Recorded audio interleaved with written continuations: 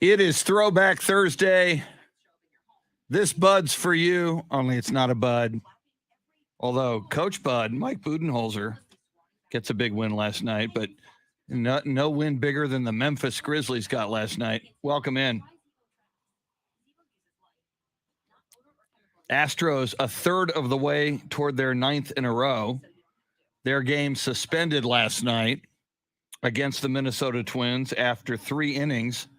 They'll pick that up again today. Sam Tobias first in, the pride of HEB, a great American and a credit to the grocery industry. What is up? Yeah, I am already guzzling the coffee, Sam. So I need some caffeine. Woo! Woo! Luisa Alanis, good morning. What is up? You are the second person in. Sam Tobias and then Luisa Alanis. I wish we had prizes to give you for, like a first prize, second prize. We'll work on that. We shall work on that. Get my headphones close to in place. Woo! Let me see here.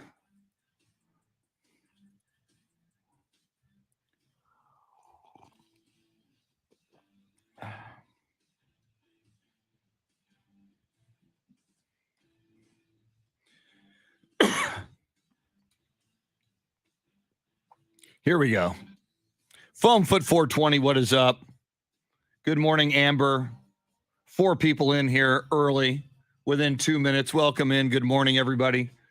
We know 3 of you, Sam Tobias, Luisa Alanis, and Foam Foot 420. Now 5. Oh, I know another identity. There he is, ladies and gentlemen, with a new profile pic. Steve Duraco, the original Rock, the original Italian Stallion. You could call him Classic Rock, the second Rocket Man and co-founder of the San Antonio Polar Bear Club. What up, Steve Duraco? On NFL schedule release day, praise be to Tom Landry and all of the football gods on high. Yeah, we'll talk about the Grizzlies, man. Grizzlies were up 52 at the end of 3 quarters, tied the largest lead after 3 quarters in NBA playoff history. Wow, wow, wow. Ooh, Amber, you may have to get a producer credit for that. I like that. I like it a lot. I think we'll do it. We are open to suggestions, especially good ones.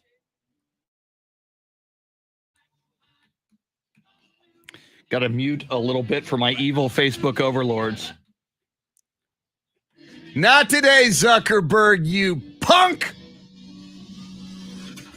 Now, Chris Duel. Glory, glory, hallelujah, and praise be to the football gods on high, led by my favorite coach ever, and now my favorite football god ever, Thomas Wade Landry, and his fellow football gods like George Halas and Newt Rockney and Red Grange, as the football gods look down upon us and shower us with football blessings, as they will tonight, as the National Football League will bestow upon us the entire 2022 regular season schedule. We're talking opening night, all the Sunday nights, all the Monday nights, Thanksgiving Day, Christmas Day, just to make Jeremy Kolok crazy and interfere with his NBA watching on Christmas Day. Welcome in, everybody. It's the Chris Duel Show with Shannon, Salty, Sweeney. Jeremy Kolok is your Soundscape Stylist and the hardest working man in radio. So much to talk about. Astros might win 9 in a row. Before the day is over, they could win 10 in a row. Their game last night suspended after 3 innings with the Astros up 5-1. They will resume play at 12:10 this afternoon in that game. Then they're going to turn around and play the regularly scheduled game at 2:30. So at 5-1, leading Minnesota, I think it's looking good to get 9 in a row, and before the day's over, 10 in a row. Couple of NBA games last night. We were talking about the games yesterday, a 30-point blowout and a 35-point blowout night before last.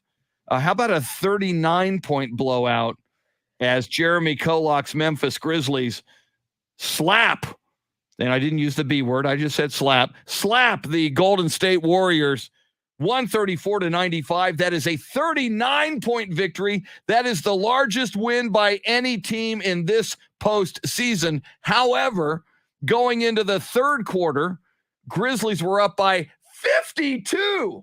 That tied the largest lead after three quarters ever in playoff history. Once before, in 1970, the Milwaukee Bucks, led by Kareem Abdul-Jabbar, led the Philadelphia 76ers by that same number, 52 points after three quarters in a playoff game. In the other game, the Milwaukee Bucks, in a tight one, beat the Boston Celtics 110-107. That means Milwaukee goes up 3-2 in that series. By the way, Golden State still up 3-2 over the Memphis Grizzlies. NFL schedule, we'll get into it. NBA playoffs, Major League Baseball, Astros, everything in the world of sports, and a couple of great guests.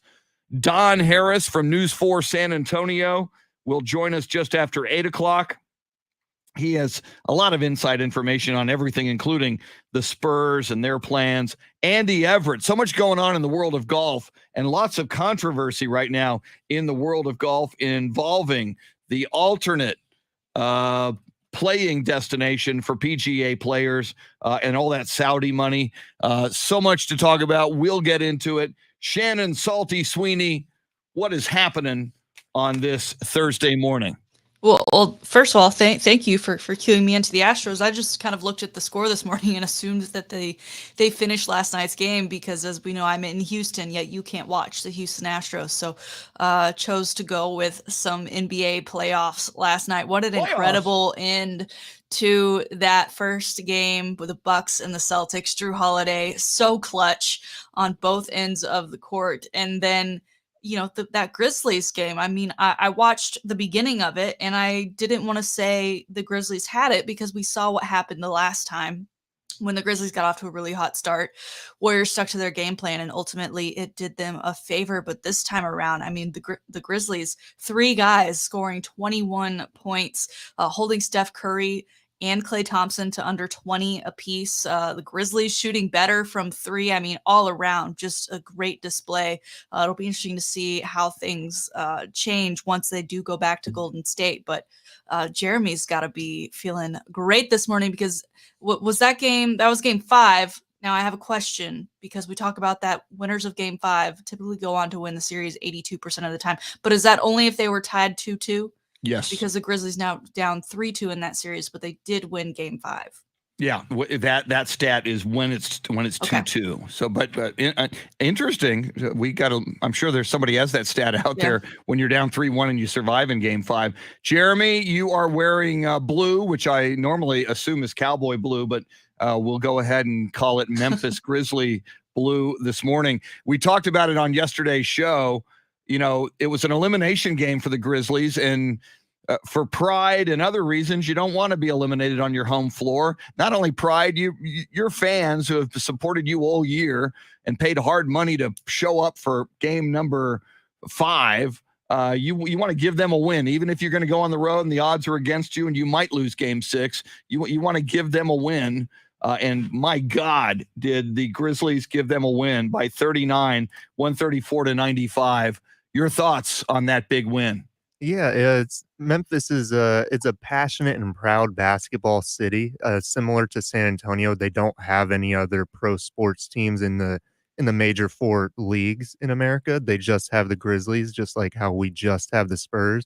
So they're extra special to them, just like the Spurs are extra special to us. So I could see how they certainly would not want to lose that game at the FedEx Forum to end their season, their historic season for them. And the thing that I don't want to see, and I know we're going to see it on the 4-letter network in like a lower third graphic or whatever, or it just, generic sports media. But people are going to say today, I'm predicting it right now, Chris and Shannon, they're going to ask if the Memphis Grizzlies are better without Ja Morant, right? Because they won by 39 points. Yeah.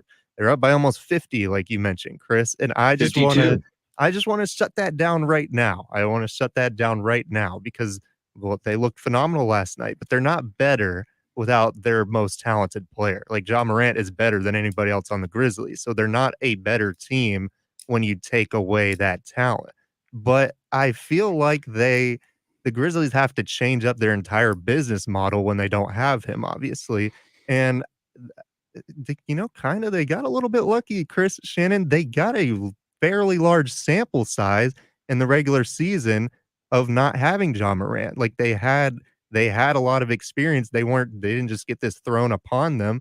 And when they don't have Ja Morant to individually break down the defense, to get to the rim himself, to create his own offense, then everybody else has to pick up the slack because they don't have any other isolation, guys that can just get their own bucket. Like their second best ISO guy is Kyle Anderson, whose literal nickname is Slow-Mo, former Spur, by the way. Yes. So if you watch, I'm watching them last night, and the team is moving off the ball like they don't do when they have Ja Morant because they have to make up for it. And on top of that, they get way more rebounds because when all these guys are moving, they're much harder to box out, and the Warriors like to play small. So when the Grizzlies put Steven Adams out there and, Jaren Jackson Jr. and Brendan Clark, and these dudes are all crashing the boards at once, and you don't know where they are because they're all moving like 10 times more than if they had Ja Morant because they have to get out of his way. It's much harder to box them out. And hey, man, they have a little formula here, it looks like. It's going to be interesting to see what happens. And so many people. And first of all, kudos to you. You're so right. You nailed it. If you watch television today, the talk shows, Skip Bayless, Shannon Sharp, Stephen A. Smith, and whoever he argues with on the 4-letter network, everything Greeny, there will be a lower third. And Jeremy is absolutely right. Are the Grizzlies better without Ja Morant? And it's ridiculous. And we try to not ask ridiculous questions here, but we'll let you know when they're coming. And Jeremy, just let you know that they're coming. And what you just said, Jeremy, we'll see what happens next. Obviously, it goes back to San Francisco, the Chase Center, Golden State. Warriors expect to win. 95% of the basketball world and observers expect the Warriors to win. In fact, last night when the Grizzlies were playing Whoop That Trick, that is our game plan. Whoop That Trick, a song by, and both of you probably know this song and this rapper, Memphis-born rapper Al Capone, performed by Terrence Howard in the movie Hustle and Flow. Apparently, Whoop That Trick is the rap theme song for the Grizzlies. Apparently, Steph Curry and Draymond Green grooving to it, digging it. They've got no fear. They've got no concept at all that Memphis could win Game 6 in San Francisco as it moves back to Golden State. And Shannon, an old adage, and then I want both of you to help me out on that song. An old adage in sports, in a game or in a series, you let the underdog hang around long enough, and they might just punk you in the end and take it away from you. Golden State, I know everybody thinks they'll wrap it up in Game 6, but don't be so sure. Shannon, your thoughts, and help me out on the rap song Whoop That Trick. I don't know that song at all. In fact, the first reference I saw to it was actually prior to last night's game, when there were reports that, Steph Curry was asked about the Warriors' plan for that night's game, and his response was "Whoop That Trick." So I thought it was a Golden State thing. I guess Steph thought it would be fun to use the Grizzlies thing kind of against them going into that game, but ultimately did not work out for them. Now, did it? Jeremy, help us out. Whoop That Trick. Well, Whoop That Trick originates from the movie Hustle and Flow, which is a movie about an up and coming rapper in I missed Memphis. that one. And I don't know how I missed it. there's another Okay. song that you need to become familiar with Okay. from that movie because it's also iconic. It goes by "It's Hard Out Here for a Pimp." It's hard out here for a Yeah, pimp. so you have Yeah. two It's one of songs my to credos in look life. up. Yeah, well, that's Yeah. what I'm saying. Right. You'll have 2 songs to I will work on those. familiarize yourself with. "Whoop That Trick" and "It's Hard Out Here for a Pimp." Any way we could play either of those on the show today, or are they? Would it require too many I don't know bleeps? about that. We'll Yeah. look into it, but it's questionable at this point. Shannon, have you heard "It's Hard Out Here for a Pimp"? I feel like I have at some point, but it's, don't ask me to sing it because the lyrics are not at the top of my head. Now, I do have Apple Music, so I have access to every song on the planet Earth, for my monthly fee, whatever it is. So add it to the playlist. I am. I need to. I need to broaden my horizons. So whoop that. I'm writing them down actually. Whoop that trick, and "It's Hard Out Here for a Pimp." Shannon, do you give the Grizzlies any chance of going back to San Francisco and punking the Golden State Warriors and taking Game 6, sending it back to Memphis for a 7th game? I'm not going to disrespect them now after what we saw last night and say that they don't have a chance, but I would put money on Golden State to get the job done when they're back at home. It might be a closer one than what we saw last night, and Grizzlies might hang in there to give Memphis fans some belief, but I think Curry and company will right the ship there and ultimately end that series. They got a lot of veteran leadership. They've been down before, and they're not even down. They're up 3-2, but they've had adversity many, many times in the playoffs. Steph Curry, Draymond Green, Klay Thompson, Steve Kerr. They've been there and done that. It would be a huge upset if Memphis can keep a good thing going. But hey, man, 52-point lead after 3 quarters, 39-point victory. If they can just keep a good thing going and keep on doing what they're doing, it's a tall order against Golden State, but possible. We will talk more about the Milwaukee Bucks defeating the Boston Celtics last night. We'll look at tonight's game. We will talk NFL. This is the day the NFL schedule drops tonight at 7 o'clock.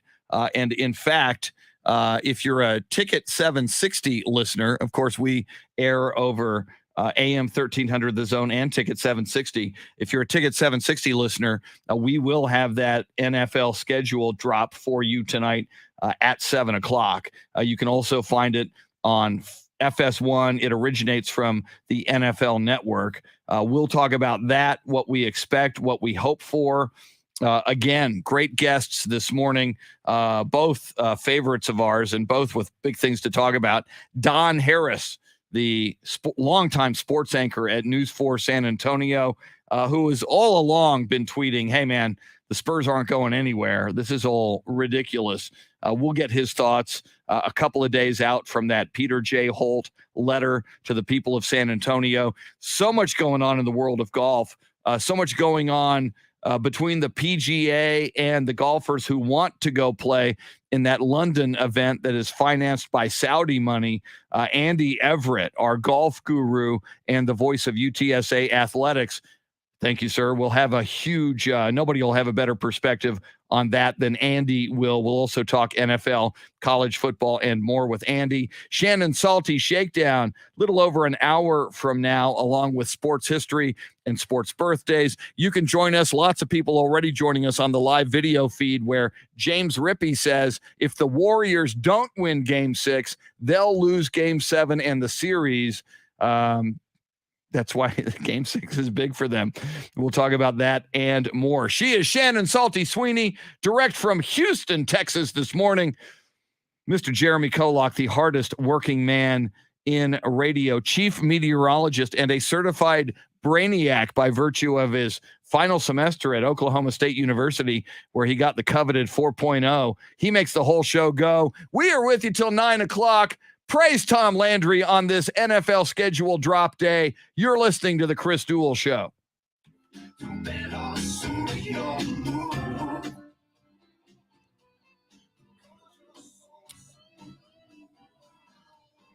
James Rippey giving us some info on It's Hard Out There for a Pimp was the second rap hip-hop song to win Oscar for Best Original Song. Wow. It's Hard Out There for a Pimp won an Oscar.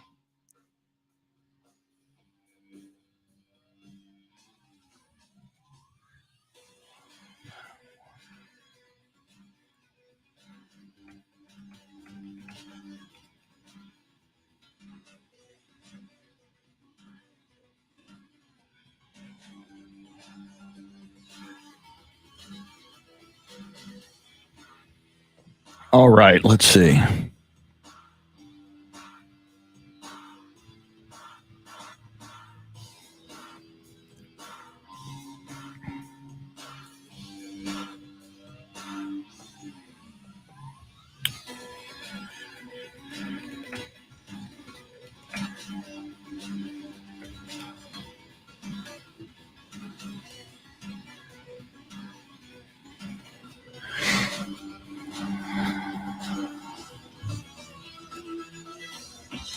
Let me see here. Amber, your question. We only have 4 choices. NBC, CBS, ESPN, Fox, and now Amazon. So I might just put some names down, which would be Tony Romo, Troy Aikman,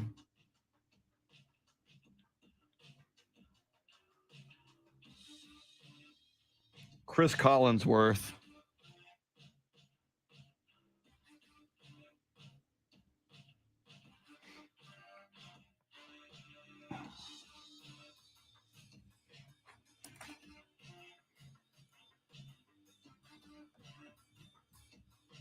I've seen the first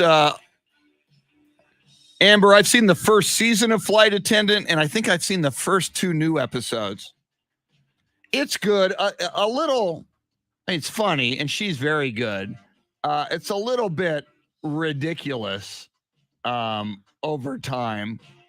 But I started a thing with my wife yesterday, Candy, on Hulu, based on a true story of a Plano, Texas housewife who murders a neighbor woman who she's having an affair with her husband, based on a true story. Of course, it took place in Texas, in Plano in 1980. And they both go to the same church, and they're both very Christian. Of course. All right, here we go. This is a...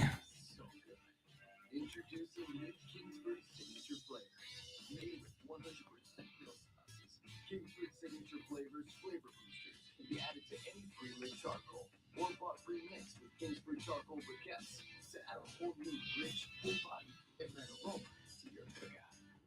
For flavor you can see, smell, and taste. New Kingsford signature flavors. Kingsford.com.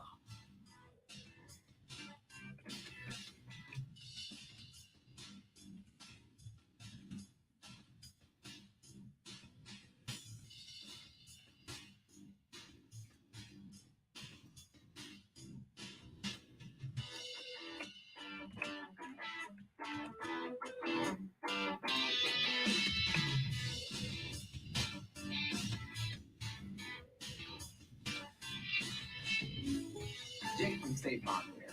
Select car insurance companies are increasing their rates in your state. But don't worry, if your bill's gone up, switch to State Farm for surprisingly great rates. Like a good neighbor, State Farm is there. Call or visit statefarm.com for a quote today.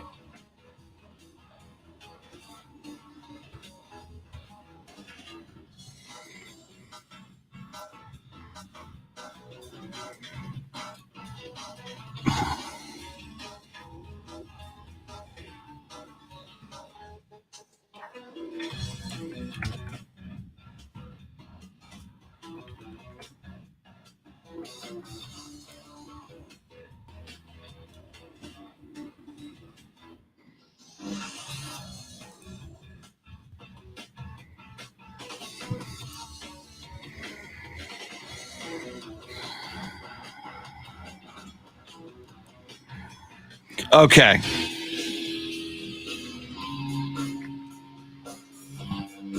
So we just kind of personalized. We took your idea, Amber, and we kind of personalized the poll question, which is while we await Tom Brady in the broadcast booth, who is the best current NFL color analyst? Troy Aikman in alphabetical order. Troy Aikman, Chris Collinsworth, Tony Romo, or other, which is you tell us. Jesse Bratton, what is up?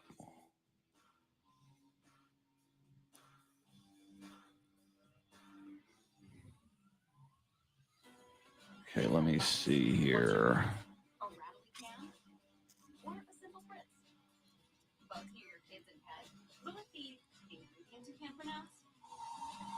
Good morning, everybody on Facebook Live. We'll go down the list here in a moment. I was spending time there typing up the poll question, which should be done before the show. But hey, if we'd have done that, how would we have gotten Amber's suggestion?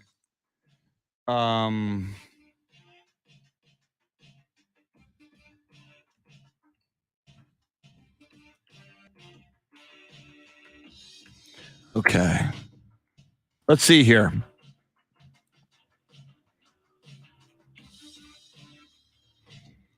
Sam Tobias, Luisa Alanis, Amber, Steve Duraco, Tracy Bogert, Hector Gomez, Anthony Del Toro, John Williams. Good morning, Beth Settle. Welcome in. James Rippey, Sam Tobias. I think I said Anthony Del Toro.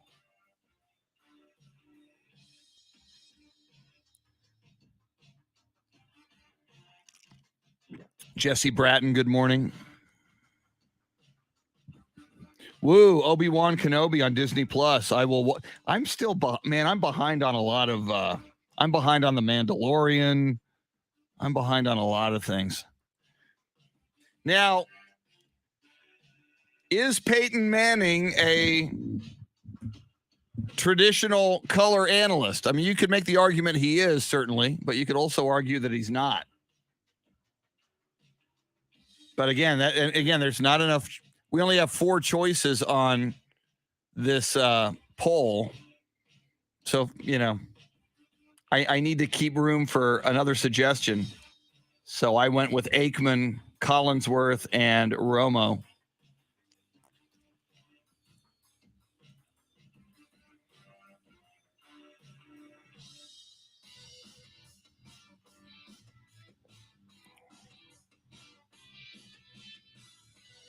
Yeah, I'm like midway through season 1 of The Mandalorian. I'm way behind. Way behind.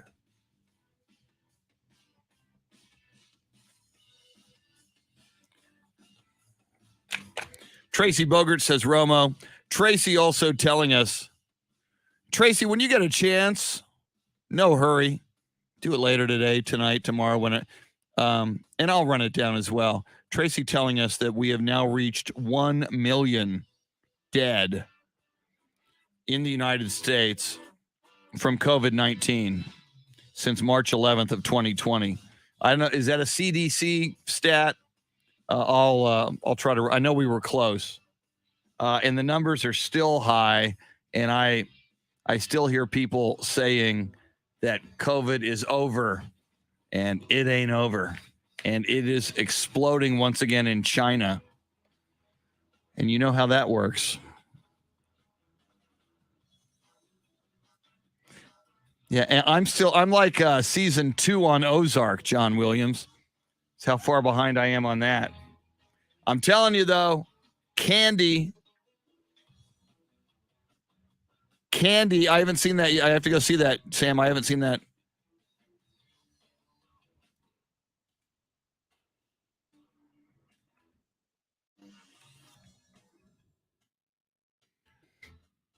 I believe Jessica Biel is the lead on Candy.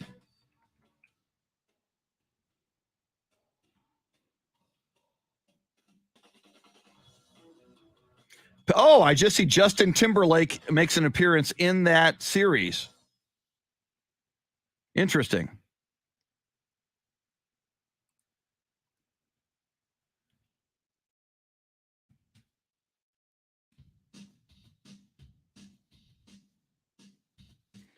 Here we go.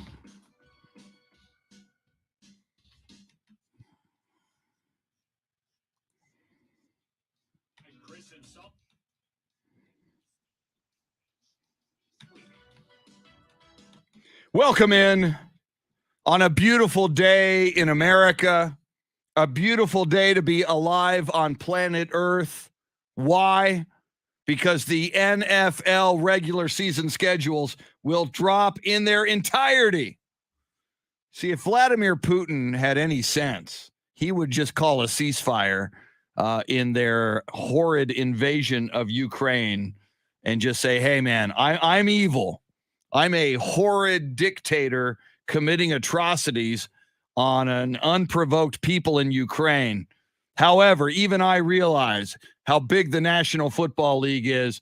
I am going to call a 24-hour truce while the Politburo and all my comrades decipher this NFL schedule. So I wonder who Putin's favorite NFL team is. Probably the Washington Commanders, because they're pretty evil, like he is. I would think. I think he calls them the commies for short. Oh, wow! Wow. Ba-ding, bing! Boom! The Washington Commies. I like it a lot. Wow. Maybe, I won't go there. I was going to say maybe if there was a different president, maybe Putin would be invited to a commies game to watch the Washington Commies play football. I don't think Biden would invite him is what I'm getting at. But thank you. Somebody else might invite him. All right. Let's see. In a while, Shannon, I'm going to talk about a new series that just dropped on Hulu that I started watching last night. It's called Candy, starring Jessica Biel, created by executive producer Jessica Biel. And I just checked. I just saw that her significant other, Justin Timberlake, will be making an appearance. I didn't see him in episode 1. You know what? He did post on his Instagram probably last night because I saw it this morning. Him and Jessica and all done up in their makeup and outfits for the show. So Woo. I guess I know what he looks like, but I don't know anything about the series, what it's about, whatever. So maybe you can convince me. I will, and I'll tell you about that a little later. I will tell you this quickly. It takes place in 1980, and having been alive in 1980, the attention to detail, the way the phones looked, the way people dressed, the cars people drove, the things people said, it is, I mean, and Jessica Biel is the force behind it as star and executive producer, based on a true story. I'll get into it in a while. But man, oh man, oh man. It's a 5-night event. I think it started on Monday. So the first 3 episodes had already dropped by last night. Episode 4 drops tonight. The finale will be Friday night. It's a 5-part mini series. And again, you don't have to, you can still watch it Saturday night or whenever you want. But episode 1 was amazing.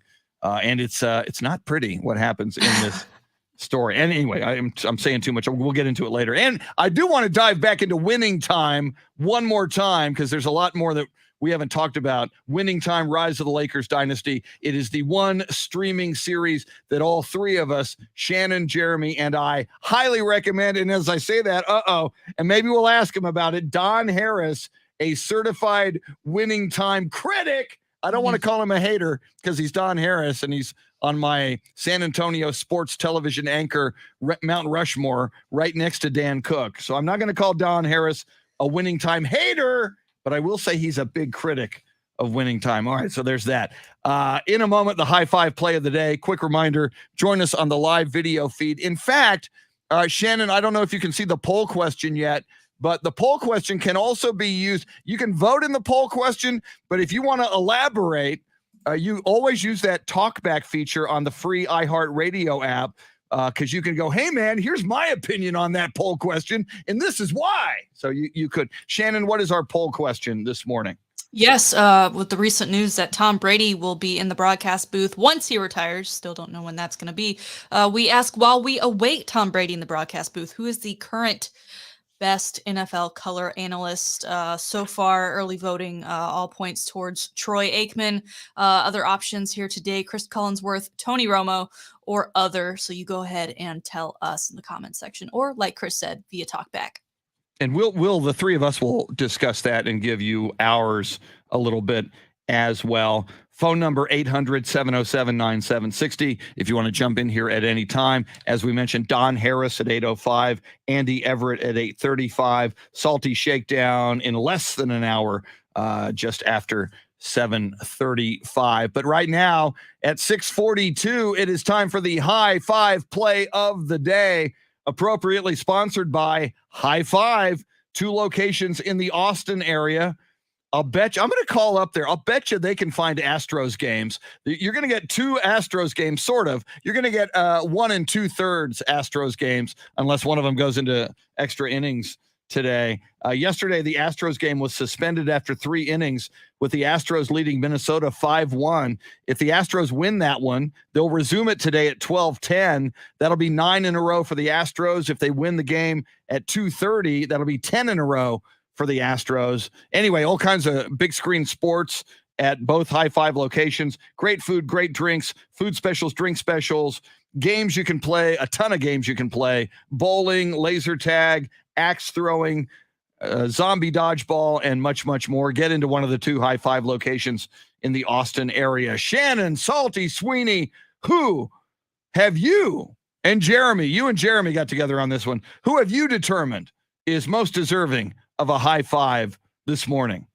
Well, we already know that Nikola Jokic has received plenty of high fives for his second MVP, back-to-back MVP from the NBA. We now know he got 65 first place votes. And in comparison, Joel Embiid, who a lot of folks thought he was deserving of that award, only received 26 first place votes. But Nikola Jokic, Denver Nuggets, no longer in the playoffs, so he is doing what a lot of guys do. They go on vacation, and his vacation is back in Serbia with his family. That is where he is from, and he's spending a lot of time with horses because he's a horse guy, apparently. And, he received his award as a surprise. He pulled up via like a horse carriage being dragged behind a horse, and pulled in. His family, his friends were there. They were all hugging and giving him deserved high fives, and they handed him his award. He later was on TNT with Ernie Johnson, and we've got a little clip of that for you from here. This one is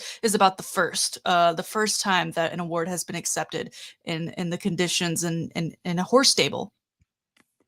Nikola Jokic, look, I'm going to have to go back through the record books to double check on this and make sure, but I believe this is the first time in NBA history that a Kia MVP honor has been given out at a Serbian horse stable. I think it's the first time. I think it's the first and only time.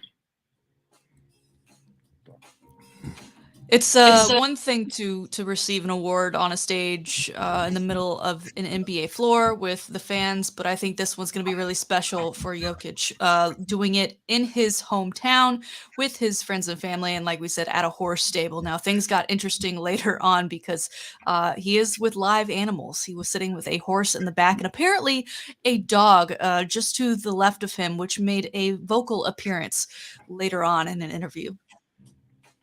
I'm not flashy, let's say like that. Oh, dog is dying right there. But he's good. He's good. No, he's good. He's good. He did not die. Live TV, you gotta love it. A choking dog in the middle of the Nikola Jokic MVP interview, but a high five to him once again for winning and for everyone who put that together so he could get that trophy while he was spending time in Serbia. Shannon, I'm glad that dog didn't actually choke. I mean, that would have been, you got to give that dog the Heimlich maneuver or do whatever you got to do to clear that dog's throat. Would Nikola Jokic be getting the high five if that dog choked? Probably not. He was on camera with Ernie Johnson and did not save the dog. That could have been catastrophic. We'd be talking about PETA this morning. Jeremy Kolok, you're a big NBA guy. How do you feel about the history that was made, the MVP presentation in a Serbian horse stable to Nikola Jokic? It's definitely unique, and I think it's pretty cool. It's something that we might never see again, but I love his story. I think I sent y'all a tweet after he won the MVP that Nikola Jokic now back-to-back MVP, was drafted during a Taco Bell commercial because they were during a commercial break during the NBA draft. And his draft pick just popped up on the bottom of the screen during a Taco Bell commercial. So that is your back-to-back NBA MVP. So to clarify, Jeremy, help me out on this. So when that draft was happening, the network went to commercial. So therefore, no one saw that draft live. Is that correct? Is that how it is? So instead of seeing him get drafted, we saw a Taco Bell commercial with a crawl underneath indicating that Jokic was picked by the Nuggets. Yeah, there's the video that's making the rounds on Twitter now ever since he was named the back-to-back MVP. And it's literally like it's almost perfect. It's like it was meant to be. Like the commercial starts and it's like a really dramatic like quesarito commercial or something. One of their new products that they're always putting out.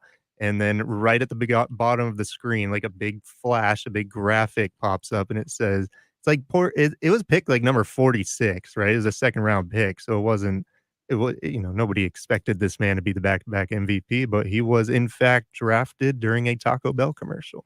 I still don't Shannon, understand. you posed a key question. Yeah. Why has this man not been in Taco Bell commercials? The only reason I can think of is that they've asked him, they've begged him, not after one MVP, but now after a second, to say, hey, be our spokesperson. I don't think they've had an NBA spokesperson since Kevin Love was with the Minnesota Timberwolves. This guy, he's perfect for it. So unless he's like, listen, I don't eat that, and he's not willing to be a Tom Brady and do commercials for something that he doesn't eat, then I don't know why that has not been a thing that I've seen on my TV, because I've seen plenty of nacho fries commercials lately, and they are all highly annoying and don't involve anybody that I'm familiar with. But I think Jokic would be perfect for Taco Bell. Yeah, somebody, if they haven't asked him, somebody at Taco Bell is not doing their job. And Jeremy made an interesting side note there that Jokic was picked at number 46 overall. Again, I mentioned to Spurs fans, the Spurs now have 3 first-round draft picks in this upcoming draft, which is in June, which is next month. The Spurs have great, assuming they use all 3 first-round draft picks, of course, they could package 1, 2, or 3 of them and make a trade, maybe. I don't think so, but they could. Shannon, this is RC Buford and Greg Popovich and the Spurs Brain Trust and the Spurs scouting department who scour the international market and the national market. I'm looking forward to seeing what the Spurs do in this upcoming NBA draft. You mentioned the draft. Do you know the date of that for next month? I will just as soon as I can Google it. I think it's like the 18th. That's off the top of my head. The 23rd. 23rd. So okay. Interesting, because yesterday we talked about during this shakedown the new Adam Sandler movie that's coming out where he's a scout for the 76ers. And he does some international travel to try and find, a diamond in the rough. And that movie comes out June 10th. So I don't know, maybe some inspiration could be drawn to the Spurs to say, hey, let's go back to our roots of getting guys that maybe aren't viewed as, a future MVP. Wouldn't it be great if Pop and RC, watch that Adam Sandler? I wonder if RC would call up Pop and go, hey, man, why don't I come over to your hacienda and we open some vintage wine from your wine cellar and we watch the new Adam Sandler movie. Yeah, you should see if you could get in on that. Yeah, it's possible. Snuggle up. Yeah, I've always I've seen some footage of Pop's wine cellar. Obviously, Greg Popovich, a wine connoisseur. He even owns like a winery in Napa, I do believe. So I'm still waiting for my invite, Shannon, and hopefully, I know Pop's a listener to the show. Pop, if you're listening right now. Shannon, Jeremy, and I would, just love to hang out and, sip some wine with you. And that would class me up a little bit, Shannon. I'm mainly a beer drinker, but yeah. If Pop were involved, obviously I'd make the move into wine. So I love wine and a good jigsaw puzzle. There you go. Wine and a good jigsaw puzzle. That's what I've been doing while in Houston. My goodness. It's been fantastic. Very, very cool. Now, speaking of the NBA, tonight's action, and we'll get back into the NBA here coming up, but Sixers and the Heat tonight at 6. Miami up 3-2. They can close out that series. And your Mavericks, Shannon, in Dallas at the American Airlines Center, trying to do what Memphis did last night, stave off elimination at home. If the Mavs can win tonight at 8:30, they can send the Suns to a Game 7. What do you think the Mavs' chances are tonight at home? I'm not feeling it. If I'm the Suns, who, as Jeremy's been saying, are seemingly on a collision course to meet up with the Warriors in the next round of the playoffs, I'm seeing that the Warriors did not close out last night. So now they have the advantage here to close out and get that extra day of rest before the next round. I think they're going to put it to my Mavs tonight. RIP.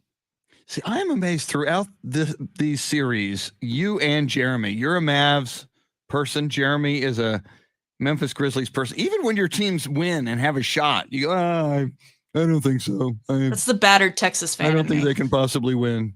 Yeah, I know. No, and although I'm delusional with the Cowboys, I go both ways. Although, I go into the season going, hey, man, this could be the year. I'm feeling it. We're going back to the Super Bowl. But, per game, I'm just. It's like, yeah, more of this. I'm dreading and expecting the worst, and especially in the Romo era.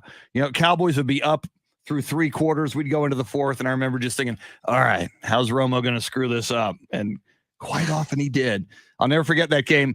Peyton Manning leading the Broncos into Cowboy Stadium. And I think Broncos were undefeated at the time, and Romo matching him touchdown for touchdown for touchdown until late 4th quarter. Romo throws to a fullback in triple coverage, throws the pick. Broncos win. Not that I can't let it go. Classic Romo. Not that I'm bitter or anything like that. Coming up, let's talk National Football League and what we expect tonight from the schedule drop. We'll talk more NBA playoffs. Major League Baseball, Astros on a roll. They could win 2 games today in Minnesota and move their win streak up to 10. Lots coming at you. Sports update at the top of the hour. You're listening to the Chris Duel Show.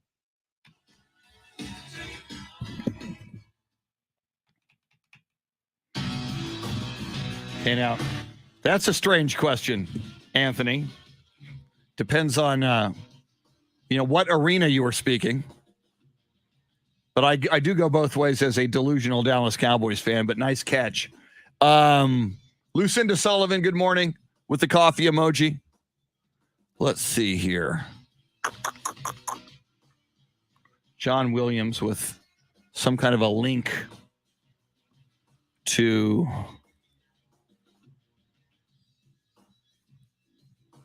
Yeah, John, it took place in the Plano area in real life.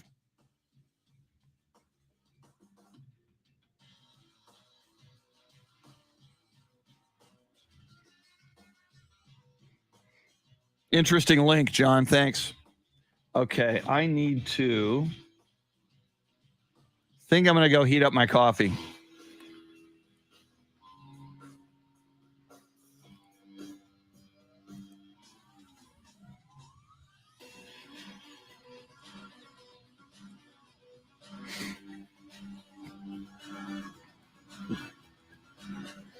All right. Buenos dias, Jason Paniagua. Mike Taylor, who is in town. Have him sit in. There he is, ladies and gentlemen. You know him. You love him. Mike Taylor. Can't get enough of him.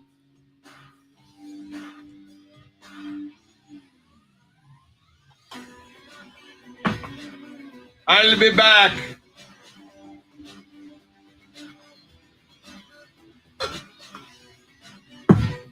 Give you more of Jeremy Kolok for your viewing pleasure. There he is. The pride of Oklahoma State University.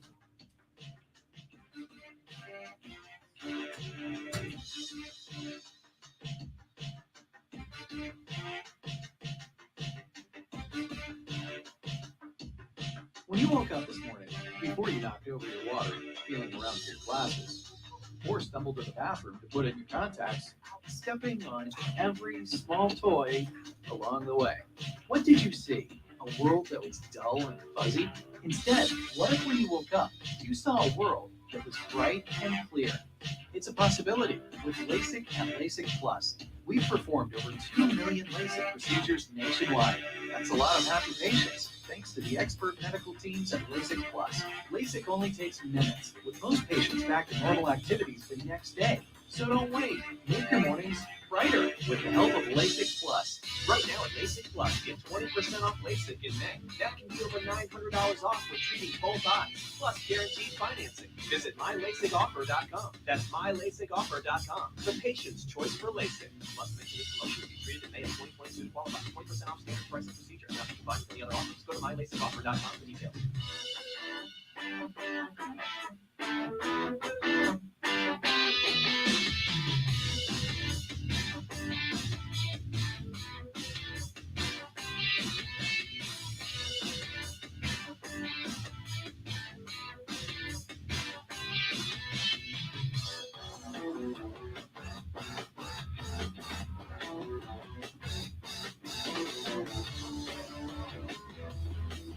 You've got bugs. What's your move? A rattly can? Or a simple spritz? Bugs near your kids and pet? Will it be ingredients you can't pronounce? Or essential oils? Bother the bugs, not your family. Zevo uses essential oils, which attack bugs' biological systems, so Zevo kills bugs, plus is safe for use around people and pets when used as directed. Zevo, people-friendly. Bug deadly. Now at a store near you.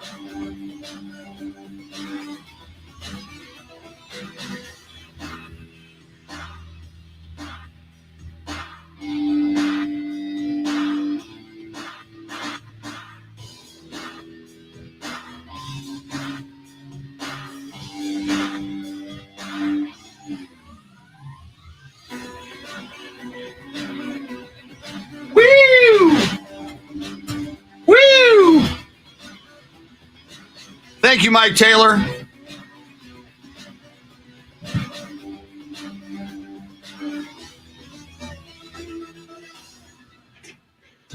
There you go, Ed Shannon. Look at this. Ed Shannon says Vladimir Putin's favorite NFL team must be the Raiders. The Raiders.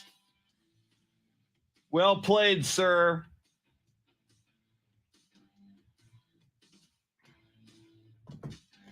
Maybe we'll make that our poll question. Today's poll question: what is Vladimir Putin's favorite team? Exactly, Sam Tobias. Thank you, Mike Taylor, and the Mike Taylor dancers. All right, let me see here. I did save that. I need, let's see.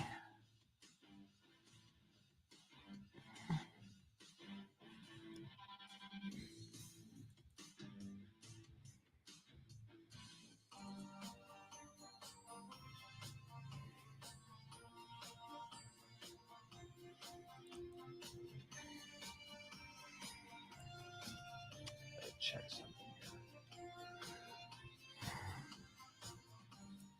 Call QC Kinetics now. 512-593-4303. 512-593-4303. God, that's long. In Austin and Round Rock, 512-593-4303. That's 593-4303. It's a lot of phone numbers. QC Kinetics now. You'll be glad you did. QC Kinetics.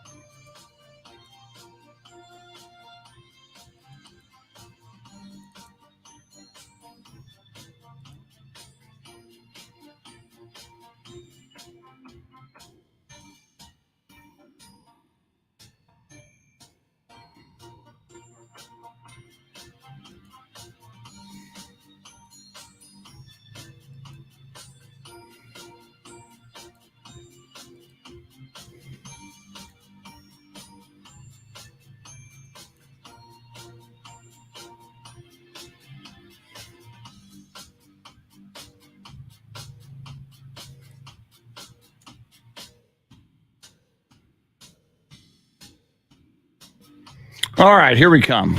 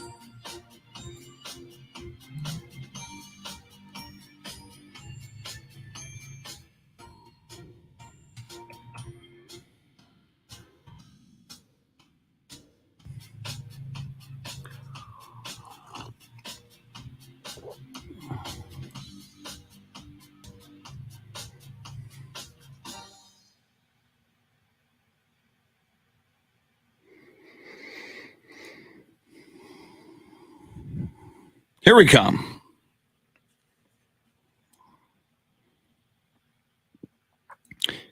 Got to mute a little bit at the beginning here for our evil Facebook overlords. Not today, Zuckerberg.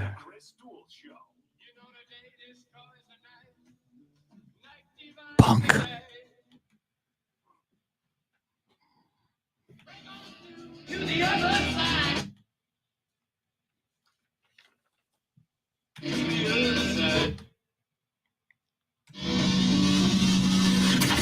Now, Chris Duel. Welcome in to the 7 o'clock hour on this high holy holiday of football. We hope your employer gave you the day off. There's Christmas, there's Easter, Thanksgiving, 4th of July, NFL draft, and of course, NFL schedule drop day. It's the Chris Duel Show with Shannon, Salty, Sweeney. By the way, tonight, if you're a Ticket 760 listener, and I know, obviously we go out to Ticket 760 out of San Antonio and out of Austin. We are on AM 1300 The Zone. Tonight on Ticket 760, Westwood won a 2-hour special tonight. The NFL schedule release, which begins at 7 o'clock tonight. The show tonight hosted by Scott Graham and former NFL defensive lineman Mike Golick, with special appearances by NFL players, coaches, and other Westwood One announcers. So you can certainly, we invite you to access that via Ticket 760 in San Antonio. If you are outside San Antonio, you can find that through the iHeartRadio app. On television, of course, most of you know it'll be on the NFL Network, and it'll be simulcast on FS1. And Shannon, we were talking about tonight's basketball games, and this is just what the NFL does. They are the biggest game in town, and they know it. And now NBA playoffs are huge, of course. Sixers hosting the Heat tonight. The Heat trying to wrap up that series in Philly. Mavericks hosting the Suns tonight. Suns trying to wrap up that series in Dallas. But I got to believe, Shannon, I know I will. I know where I'm going to be at 7 o'clock. I'm going to be listening and also at the same time watching the NFL draft. The NFL is king. It's not the draft. It's the schedule release. Watching the NFL schedule release. And then once I know where my Cowboys are playing and what my opening night game is and what the Thanksgiving games are and what the Christmas Day games are to taunt Jeremy Kolok, then I might move over to a little bit of NBA playoff basketball. I mean, maybe, but then once you have the schedule, you have to start going through it with a fine pick and comb and okay, like every year, everyone loves the schedule to drop and then say Cowboys are going to go 8-8. Well, you can't go 8-8 anymore with the way the schedule is because we have an extra game. So you really have to get a little bit more creative than that. And then you got to do it for all of the teams and you have to look at the matchups, right? We now have in our NFC East division, Carson Wentz playing for the Commanders. He will go to Philly in the opposite uniform. And what was once a hated uniform when he was on the other side of things. So, the storylines that come with the schedule release, there's going to be so much more for the NFL to be discussed. And I'm sure within a week's time or two, they'll find something else to blow our minds with to keep them in that media circulation. And Shannon, I always do it. When I see that full Cowboys schedule, I've done this since I was like 10 years old. I go, okay, opening day. That's Cowboys against the Eagles. That's a win. Okay, we're 1-0. Week 2. I go through, and I think we even did it on the air last year. We went through and figured out what we thought the record would be. I mean, I can't help but do it. But I remember our friend Tanner Carlson, who has been on this show a lot. He goes through every game. Tanner is such a freak.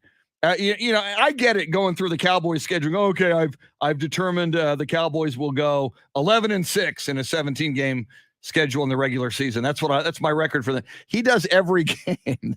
That's excessive. And he's got a kid now. He's got a life to lead. Who has time to go through every game of the schedule for every team and predict every outcome of every single game? That's a little, even as much as I love football and NFL football, Shannon, that's a little excessive. Listen, some people have activities like that, and others are like me who drink wine and do jigsaw puzzles. It's fine. We all have our thing. Yeah. Now, Jeremy, you, sir, are a big NBA fan tonight. You're going to have a choice to make at 7 o'clock. And let me just make sure I see for sure. Yeah. At 6 is Sixers Heat. At Philadelphia, the 76ers against the Heat.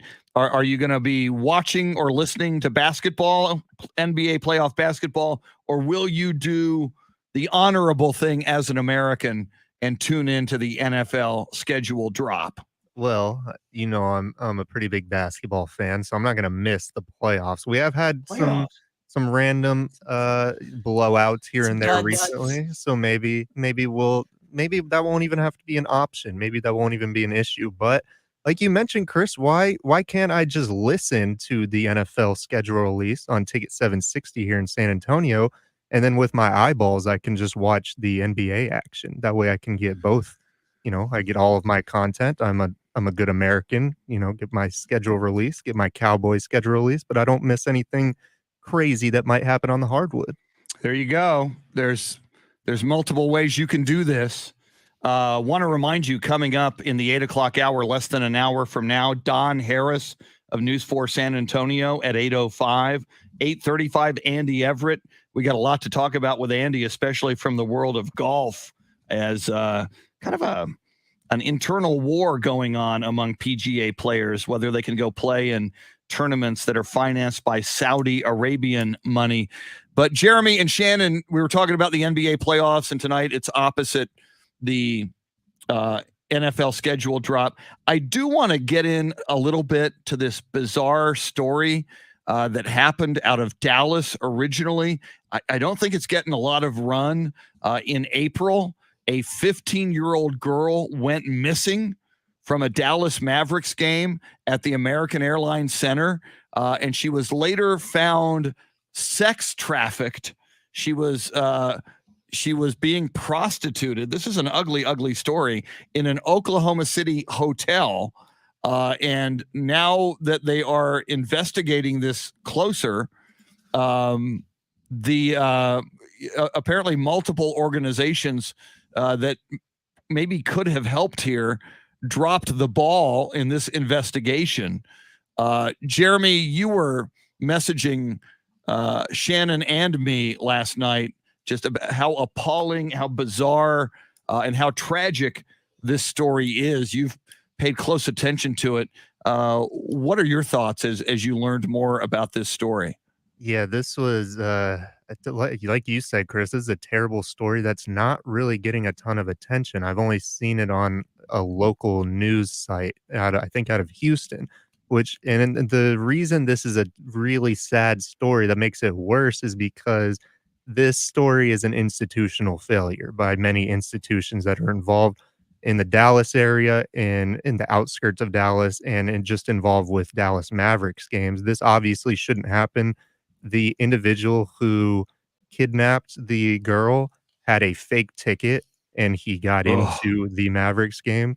So there's just all kinds of failures that occurred here that are really sad and just discouraging. And the one quote, the father, once he realized his daughter was missing at this Dallas Mavericks game, he went to Dallas PD, and Dallas PD told him that he needed to report it to the police department from the suburb that he was from. And he's like, well, my daughter didn't go missing there. She went missing at American Airlines Arena or Center in downtown Dallas.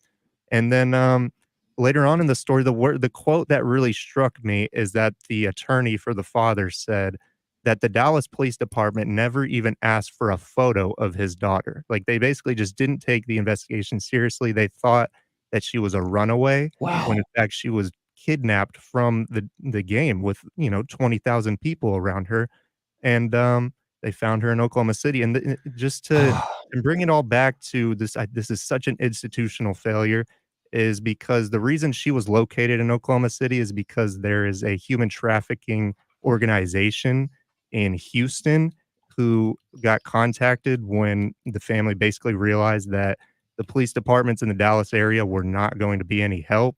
And as soon as they got a photo of this girl, the organization based out of Houston, they were able to put it in a database and locate her on the internet within 1 day, within 24 hours. So this is just a major failure by law enforcement in Dallas, and a really sad story. And Shannon, this is a nightmare for any parent. She attended this game, a Mavericks game, with her father on April 8th, and she's there with her dad. I mean, if anybody can protect you, it's your dad. Mm-hmm. And just before halftime, she goes to use the restroom at the American Airlines Center, and then her dad, second half starts. She's not back. She's not back. She never came back. I mean, you think as a parent, you don't want to let your 15-year-old daughter go to the game with other 15-year-olds necessarily, but you think, if I take her to the game, I'm her dad, she'll be safe. My God, she was not safe. This is just a stunningly, horrifyingly tragic story. Yeah, it really, I mean, it's hard to believe from top to bottom to what actually took place, to the lack of support from those that could have assisted and assisted much more quickly in the Dallas area. I mean, any sporting event or concert, or anytime you go to a venue like that, you are looking to have a good time and to make memories and to have an experience that you can only get by attending something like that, right? You can't always get that same kind of feeling and memory from sitting at home and watching on a couch, and for a playoff game, no less. I mean, the memories for a lifetime. And for this to be how it goes, I mean, I'm sure there are going to be people out there that say somehow it's the dad's fault, somehow it's the daughter's fault. But she was 15. She can go to the bathroom by herself. And you mentioned the dad, he had dad instincts at the right time when she didn't come back, when she still didn't come back. And he immediately tried to do all that he could as a father. I get like, though, she probably ran away from just saying it. But then when the dad is, giving you the information, I think you have to, why are you not immediately going to the American Airlines security cameras and seeing what you can find? Okay, where were you sitting? Where was the closest bathroom? Where was the camera that could show us when she was leaving the bathroom? We can follow her out from there. I mean, I just don't understand. And then the big thing of this man who, kidnapped her, got in with a fake ticket and had done that before, and had purchased a ticket from a man that they knew to have sold previous fake tickets before. I don't know what their ticketing system is. I know a lot of places like Q2 in Texas, everything is mobile now. It's kind of a pain now to transfer tickets, but if it prevents things like this from happening, it's so worth it. Well, and Jeremy kind of alluded to this, Shannon. There's not a lot of coverage on this story. Now, obviously, it's an ugly story. Obviously, if you're the Mavericks, you're certainly not proud of this story that it happened in your arena. If you're the NBA with the playoffs in full gear, or at any time, you're not happy about this story. I looked on the 4-Letter Network site again just now. I clicked on the NBA stories, NBA exclusively. You don't see that story there. I see it from yesterday in the Fort Worth Star-Telegram. Jeremy mentioned a Houston outlet that reported on this story. But I wonder if part of the reason why this story is not being told more, and I think it's a important cautionary tale for everybody, certainly for parents and also for kids to know, you may think you're safe at a place where we love it. It's, we're going to an NBA basketball game. And I mean, it's awful it happened in Dallas, but this could happen anywhere. This could happen in San Antonio, Oklahoma City, LA. I'm a bit stunned, Shannon, that it's not being reported on almost like the Brittany Griner story. It's like, this story should have some more coverage. Do you think there's something weird going on there? And do you think maybe some behind the scenes powerful forces in the NBA are making sure that more people aren't hearing about this story? I think it's that. I think people are trying to push it down, not because it's not important, but because of where the NBA is in their season and how they want things to be perceived. And, something we aren't talking about here is, what happened to her when she was kidnapped, what probably took place. And that really is the most disgusting part, out of all of it. And the fact that it could have been stopped sooner, right? I mean, Jeremy mentioned it took Houston 24 hours less than to get the information, find her picture, find her location, and then rescue her. But that was still too late in a sense of what she went through, particularly in the post-kidnapping. Jeremy, your theory on why this story is not being reported more extensively and certainly on major sports websites across the country. Yeah, it's discouraging, but I think it's just because it goes without saying the Mavericks would not be proud of this. And like Shannon said, the NBA would not be proud of this. And the first thing I did after I finished reading this story was I went to Mark Cuban's Twitter, because I don't dislike Mark Cuban. I feel like a lot of people do, but I don't really have anything against him besides the Spurs-Mavs rivalry.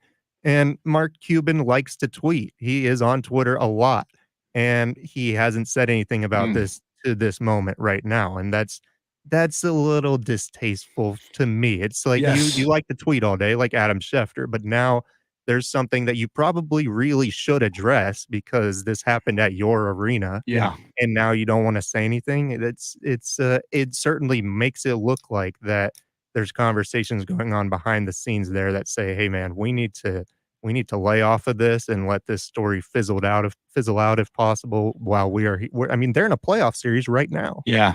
Now, again, that's a huge point. Now, we know lawyers will advise people. If you're Mark Cuban and you're the Mavericks, you sit down with your lawyers are probably going to tell you that this father of this family will probably attempt to bring a lawsuit against the arena and the Mavericks, and therefore, by extension, Mark Cuban. I agree with you, Jeremy. Even if lawyers said to him, hey, we advise you not to say anything publicly about this.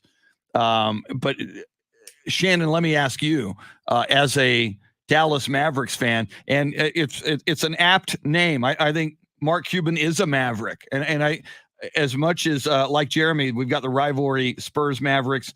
I've had a lot of angst with Mark Cuban over the years, calling the San Antonio River a dirty green little creek. But I've also balanced it. He's done great things for the troops over the years. He is a brilliant businessman. Shark Tank is huge. He does a lot of great philanthropic things. But even if lawyers advised him against speaking publicly or tweeting about it, I would hope that he would. Shannon, as a Mavericks fan, and as someone who probably is cool with Mark Cuban on most things, how do you think he should approach this? You know, you mentioned his philanthropic work, and looking at his Twitter feed, his recent posts were about, him donating some money to specific causes. I'm hoping in my heart of hearts that he has had some interaction with this family behind the scenes, and that the reason we haven't heard publicly yet from him is because they are working on a solution to make sure that something like this does not happen again, whether it's changing the way they do ticketing, whether it's adding more security, whether it's, having more security lessons and practices put in place for the American Airlines Center and things of that nature, and that he is working behind the scenes. And once he has, an answer or something near it, that there will be something said publicly, because it would be wrong to not address it at all ever and just let it go completely. And one of the reasons we're talking about this, and we're not piling on the Mavericks, and we're not piling on Mark Cuban, and we do realize this could happen at any arena or any public event. Again, I just think it's a cautionary tale. It is a parent's worst nightmare. And certainly for this 15-year-old girl, it is her worst nightmare and a horrible trauma that is going to affect her for the rest of her life. And so, I mean, for all of us on any level, we assume we go to a public event that we've gone to time and time and time and time again.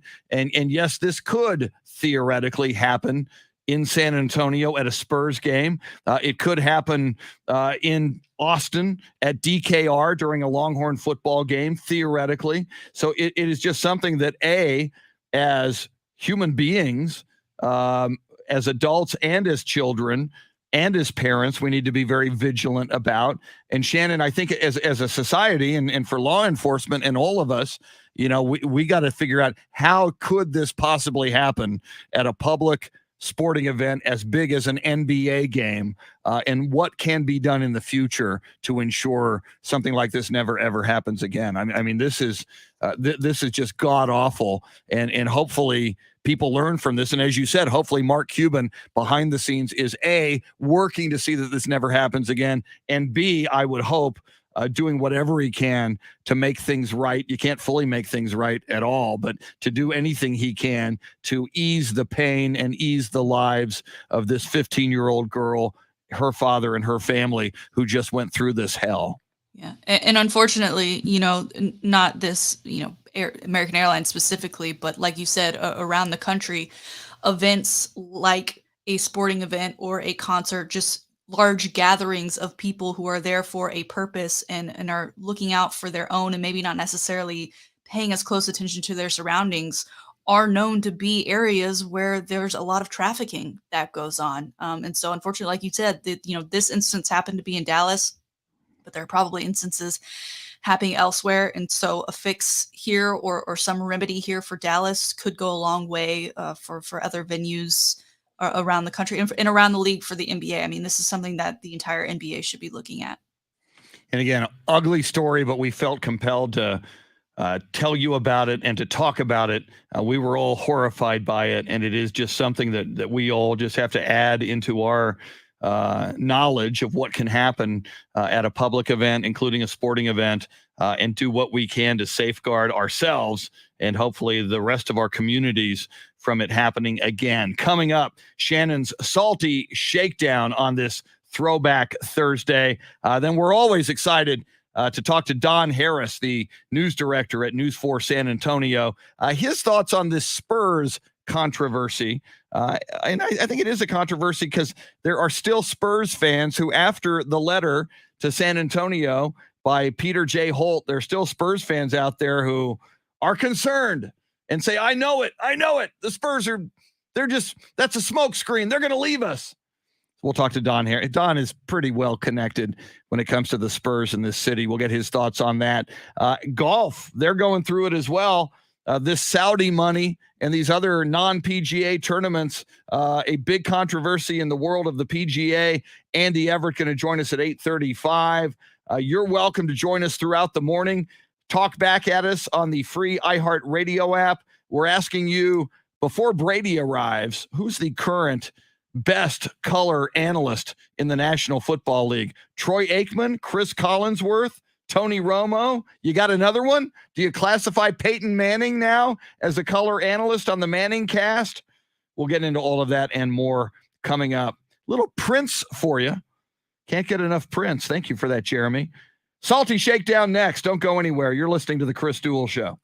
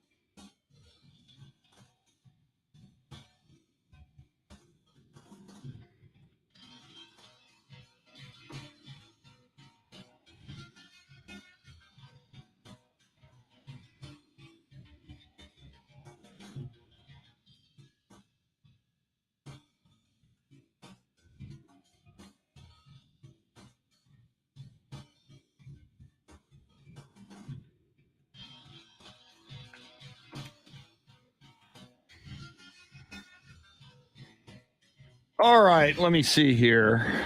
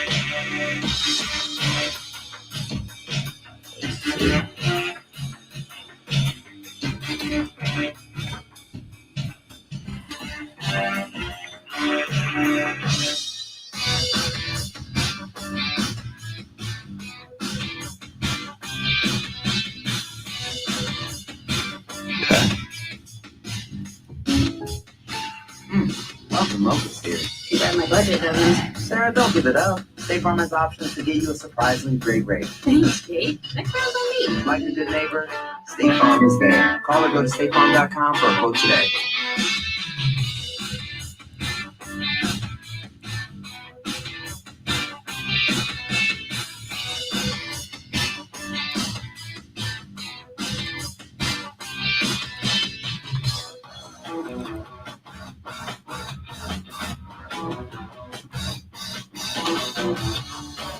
Five 571-0318. Call QC Kinetics now. You'll be glad you did. You've got bugs. What's your move? A rattly can? Or a simple spritz? Bugs near your kids and pet? Will it be ingredients you can't pronounce? Or essential oils? Bother the bugs, not your family. Zevo uses essential oils, which attack bugs' biological systems, so Zevo kills bugs. Plus, it's useful in pets when used as directed. Zevo. People friendly. Bug deadly. Now at a store near you.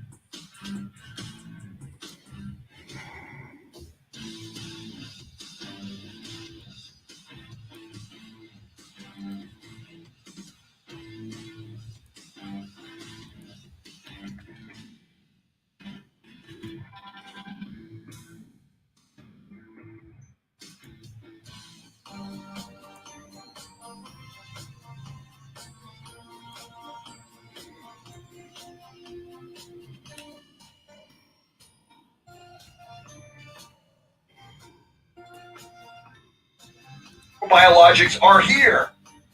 Call QC.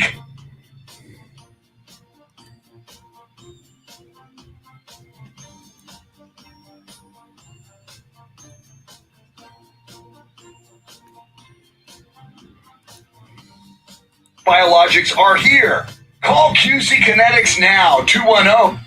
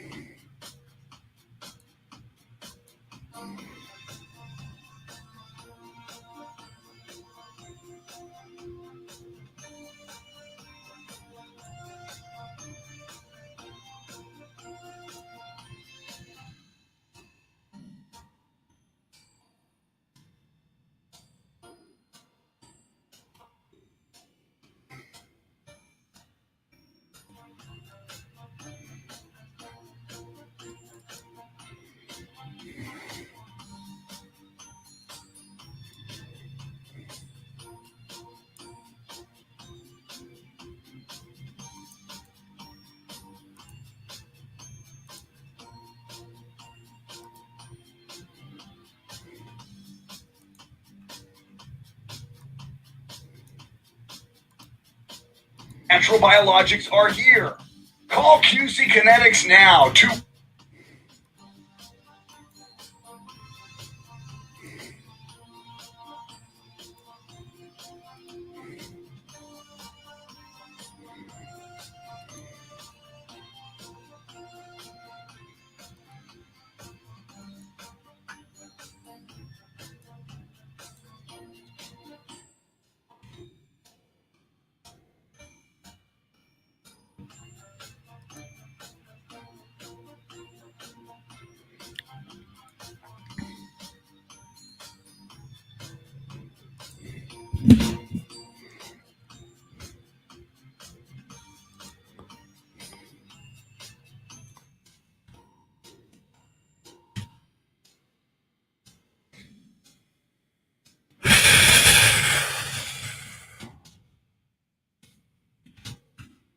All right, we're going to play our talk back calls here real quick.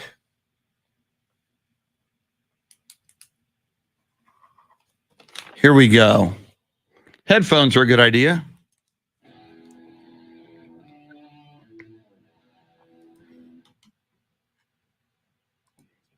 Duel Show with Shannon Salty Sweeney. Welcome in.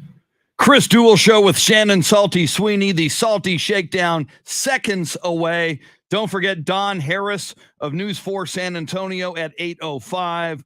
His perspective on this Spurs controversy. Speaking of controversy, golf has some major controversy involving the PGA and Saudi Arabian money. Andy Everett, our golf guru and voice of UTSA athletics at 8:35. Before we dive into sports history and sports birthdays, we did get some talkback messages from the free iHeartRadio app. We love hearing them. We play them on the air. You press the microphone button at the bottom of the screen of the iHeartRadio app. You leave a message, you send it, we get it, and we do what we're going to do right now. We're going to play them. We got some right now. Let's go. Jeremy, hit me with the first one. Good morning, Chris, Jeremy, and Shannon.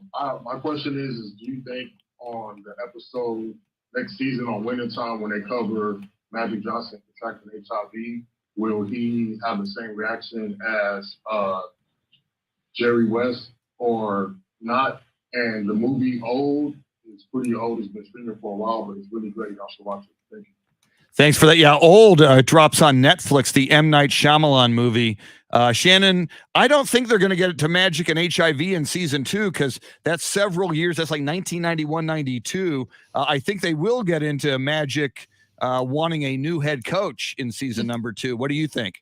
You know, it's interesting because they started this series with that video of him finding out, right? He's at the doctor's office, okay. and they never got back into it. And so Whoa. you're realizing now, okay, they knew or expected to get another season out of this. So whether or not they get to it in season 2, as far as his reaction, I mean, we kind of got his reaction, right, with that initial, him getting back in the car and being upset. But Yeah. So I don't see him doing a Jerry West like overreaction. I forgot about the very beginning. So that caller on that message may be right. That may be in season 2. All right. We talked about this story about the Mavericks and the 15-year-old girl who disappeared and was found in Oklahoma City being put into sex trafficking. We got a message about that. Oh, Dallas police situation, it definitely sounds like they're in on it. I mean, nowadays you can't be surprised with so much corruption. I mean, it wouldn't shock me if, these people in high powers are in on stuff like this. It's really sad to see that happen. Wow. Wondering if the cover up or trying to keep it quiet goes to high levels. That's quite a question there. We appreciate it.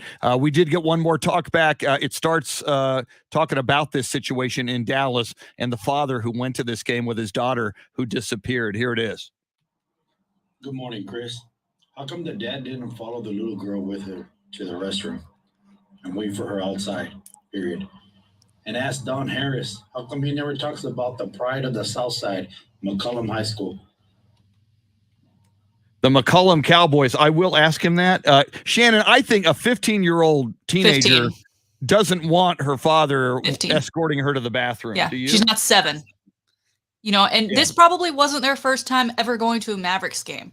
Yeah. Right. I mean, I started going to the, Texas DKR Stadium when I was 2 years old. So by the time I was, 9, 10 years old, if I needed to go to the bathroom, I knew exactly where I was going. You go, you come right back. And so it was probably the same thought there, especially when, again, she's 15. She'll be driving within the next 12 months, taking herself to and from places via vehicle. I think she could handle going to the bathroom. Yeah, that's a good question, though. And I wrote down the McCollum Cowboys. We'll ask Don Harris. See, I asked Don about Holmes High School, my alma mater.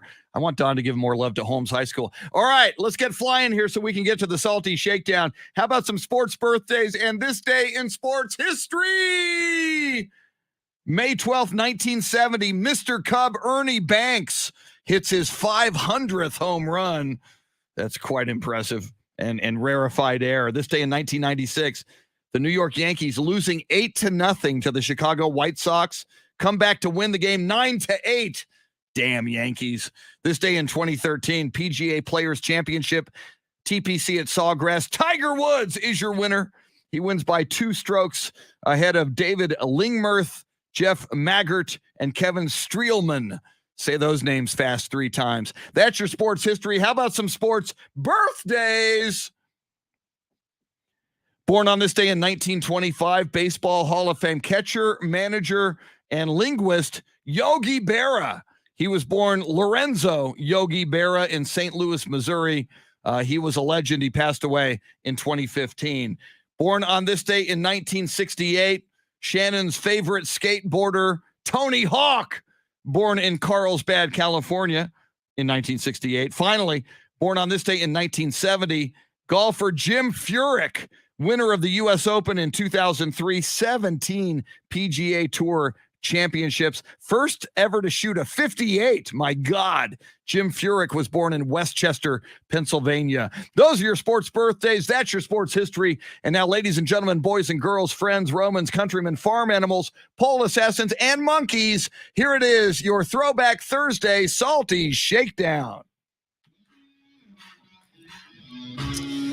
Chris, the Kentucky Derby was so exciting over the weekend with Rich Strike with the largest odds to win the Derby. Ultimately won in a amazing finish where he came from behind. And as much as we give credit to the horse, we also give credit to the jockey, and that jockey was Sonny Leone. So interesting to find out this morning, Chris, that he is currently serving a suspension from horse racing. He started his suspension on Monday, and this was for an incident that happened not too long ago. And sir, this suspension specifically was for careless riding at an event in Ohio where it was ruled that he was kind of purposely bumping horses up against the railing in order to take over spots. Obviously not something that you want to do to a live animal, but even more disturbing, Chris, this is his 5th suspension since this fall, and his 3rd for careless riding. Kind of makes you question what was really going on during that recent Kentucky Derby, because a lot of people noticed how kind of unruly the horse Rich Strike was being when he was trying to be maintained by those assistants after the race had ended. If maybe there was something that went on during the race that maybe just wasn't quite right, that upset the horse and maybe ultimately made him go as fast as he did down that final stretch. Chris, the horse is currently being drug tested because we of course can't have any horses that are using any enhancement drugs in order to win those races. But just super strange that the week coming off of the Derby is when the rider is suspended. Wow. And, maybe Sonny Leone is the bad boy of current jockeys in horse racing. But can you imagine, Shannon, that great story, such a feel-good Kentucky Derby, one for the ages, if they found drugs in the system of Rich Strike and disqualified that victory? Oh, my God. That would be one of the we talked about biggest upsets in sports. Maybe this is it. That would become one of the biggest scandals in sports if it goes that way. I hope they certainly don't find anything within him, but with 2 more huge races in Rich Strike's journey to the Triple Crown, this new jockey story, Sonny Leone, already being suspended 5 times this year, is going to be a big story continuing on throughout the rest of the season. Chris, you were at the Texas Fight Tour when it made its stop in San Antonio earlier this week, and you were disappointed that Chris Beard was not in attendance. He obviously one of the bigger names on that Texas coaching roster, but he was in attendance last night for the Texas Fight Tour in Dallas, in which he made an announcement. As we know, the brand new Moody Center, the new home for Texas basketball, has just opened. Lots of concerts going in and out. Chris will be in attendance at one very soon.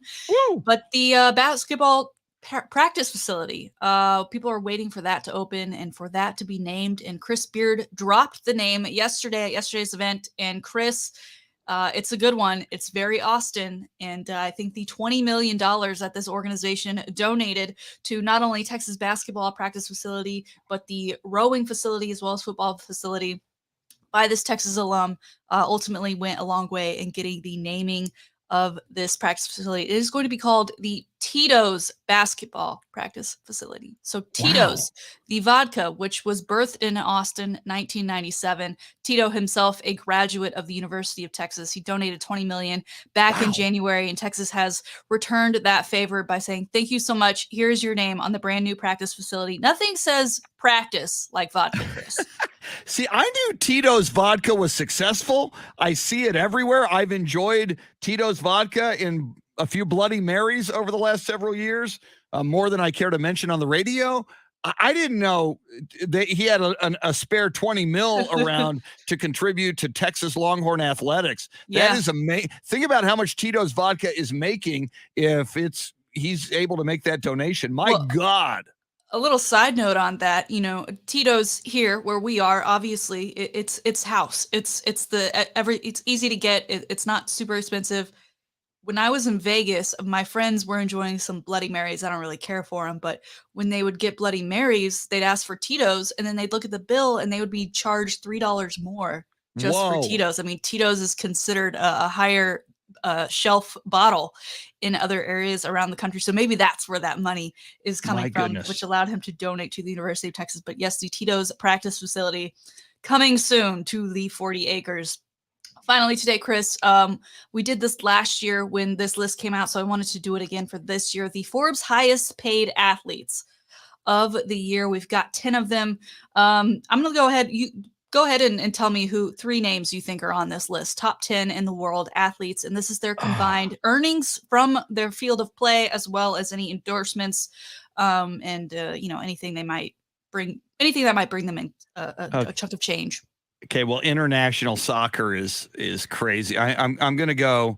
One of them has to be a soccer player, so I'm going to go Beckham. I don't know a lot of international soccer players, actually. I'm going to go Beckham. I'm going to go LeBron James because he's the king, and I'm going to go Tom Brady. And I know the Patriots undercut him, but I got to imagine endorsements. So Brady, Beckham, LBJ. And on this, I'm just curious because you did say Brady. He is on this list. Where do you think he falls in the top 10? I think it's surprising. I think most of us would think Brady would be top 3 or top 5. I'll bet you he's down around 7. Wild guess. We'll go through it now. Number 1, Lionel Messi with 130. Soccer. This is in million, by the way. I'm just not going to say million 1,000 times. LeBron James 121.2, Ronaldo 115, Neymar 95. So there's all of your soccer folk for you. Steph Curry 92.8, Durant 92.1, Roger Federer at number 7 90.7. And Chris, Roger Federer was injured most of the last couple of years. He's barely played in 2022. 90 million of that 90.7 came from outside or off the court ventures. He barely won because he barely played. And so interesting that was super lopsided as far as where his earnings came from. He's number 7. Number 8, Canelo Alvarez. He was lopsided the other way. 85 million from inside the ring for him. Tom Brady comes out at number 9 with 83.9 million. And Giannis Antetokounmpo hits the list with 80.9 million. Obviously, winning a championship went a long way for him in his financials. Any thoughts on this list, Chris? Federer surprises me because I've not seen any Federer endorsements. I imagine, and I'm not He's a business guy. Yeah, I'm not a hardcore tennis guy, but wow. Those international soccer players, it's crazy around the world. So that doesn't surprise me. Giannis, I'm a little surprised at Giannis. We know he's great, but he's young and it doesn't seem for him to be like in the same stratosphere as Steph Curry and those international soccer players. To be at number 10, Giannis at this point in his career, that's amazing. I wouldn't have predicted that. Yeah. So Roger Federer has a Swiss shoe business that he's invested in, and it went public, which was a huge chunk of his change that he received. And then for Giannis, he got into business as well with a timepiece resale platform called Watchbox. And he's also invested in WhatsApp and Google Pixel's 6 phones. So he's got a lot of stuff. And apparently, I'm reading now on this story that he has a life story in biopic called Rise that will be released on Disney Plus next month. So that'll be something to look out for. There it is today, Salty Shakedown. Outstanding Salty Shakedown, as always. That one was particularly had a lot of information I did not know and a lot of things to chew on there. I saw about a 20-minute mini documentary on Giannis on YouTube maybe 5-6 months ago. His life was amazing. Yes. He didn't have shoes. When he was in Greece, he and his brother would have to walk to the the practice facility to play basketball, and they didn't have shoes. The people there had to find shoes for Giannis, and he would, sometimes not have enough to eat, and he'd sleep at the practice facility, learning to play basketball. The whole Giannis story. That's why I can see a Disney Plus documentary on Giannis is a brilliant idea. But back to your very first report there on the Salty Shakedown, Shannon, Rich Strike and that jockey Sonny Leon. My goodness, this is, all eyes obviously in the second half of the Triple Crown will be on Rich Strike. Will that horse even compete if things go south on the drug test?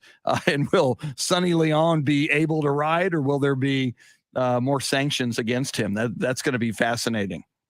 Yeah, and your idea of the bad boy, we've talked about golf and how it's really, with Tiger being out so much, it's really helped to kind of have these golf rivalries and have a bad boy on tour. And even though it's, changed from a Bryson DeChambeau to a Patrick Reed, having this in as part of horse racing, those people that only get up for the Kentucky Derby, well, maybe they'll get up for the Preakness or for the Belmont Stakes as well. And back to Tito's Vodka once again, especially during this Russian invasion and atrocities in Ukraine. And I've read that it's kind of people who think that there's a ton of Russian vodka being consumed in America because of companies like Tito's. A lot of it in America is not Russian, but I would say if you drink vodka, just make sure there's no Russian connection to your vodka. And, dudes from the University of Texas, just switch to Tito's. If you're drinking vodka, switch to Tito's. I was disappointed, Shannon, you don't like Bloody Marys. I think that's a very cool drink. Tomato I love juice. I'm getting my tomatoes. All the stuff they put in there. I'm getting some celery with it. I'm getting some veggies. It's spicy. It's tangy. Willie Nelson saying Bloody Mary morning, so you can drink a Bloody Mary in the morning and feel good about yourself and feel like you're Willie Nelson on a big old jet airliner. I'm just saying. Just give me a mimosa, hold the orange juice. All right. Mimosas in the morning are pretty darn good as well.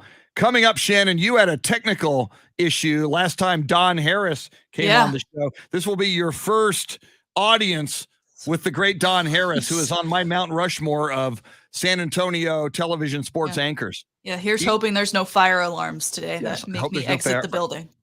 But I disagree with Don Harris on winning time. I don't know if we hashed that out last time. Don Harris. Well, we'll have to see if he's going to tune in for season 2. Okay, great question. That you should ask him that.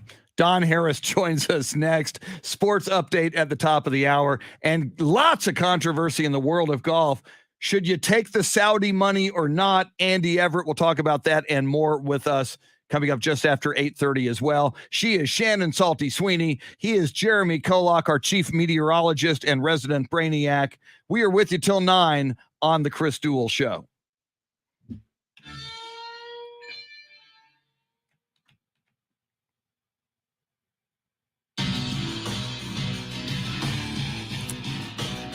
John, I do remember Snappy Tom, but man, I haven't seen Snappy Tom since the early to mid 70s, man.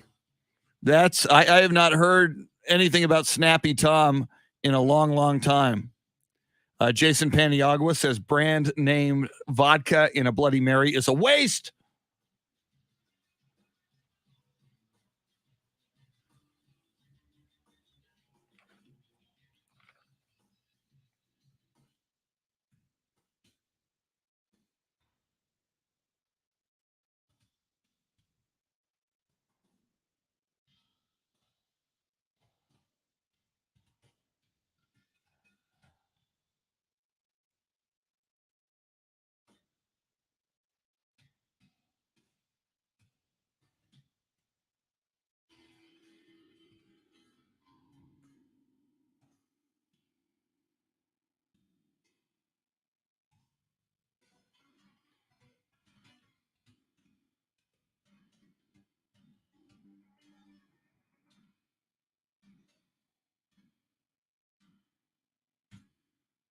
Okay, let me see here.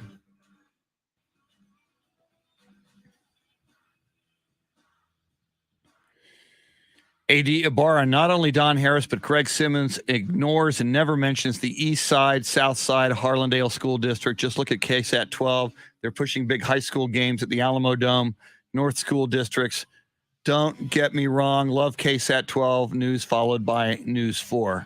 I'm a huge Fred, and I like Greg Simmons a lot. Great guy. But Don Harris, I just think is so talented and so good. I'm just a big fan. When Don Harris and David Chancellor both did News 4, David does morning news now.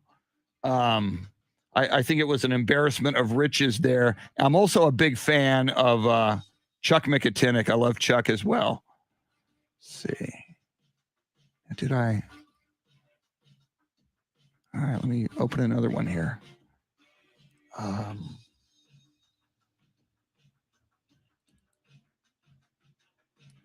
think I'm doing this one and that.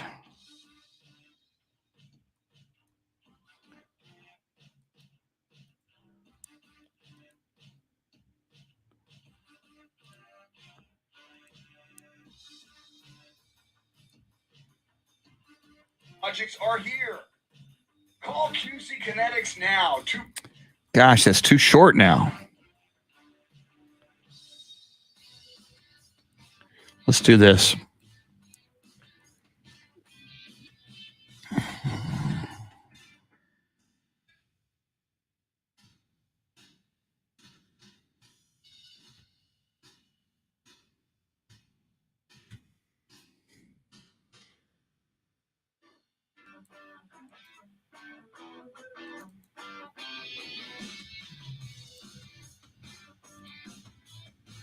No file.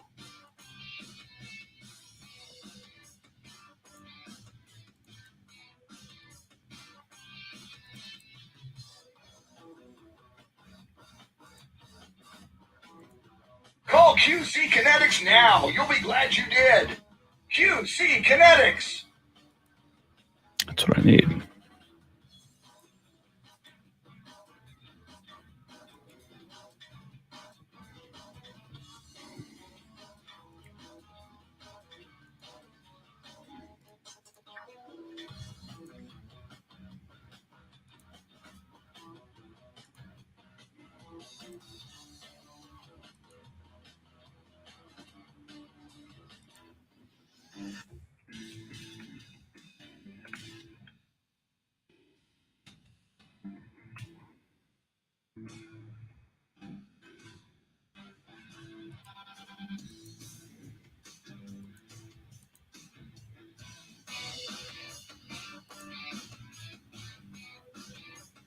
Oh, I got to get my Don Harris photo.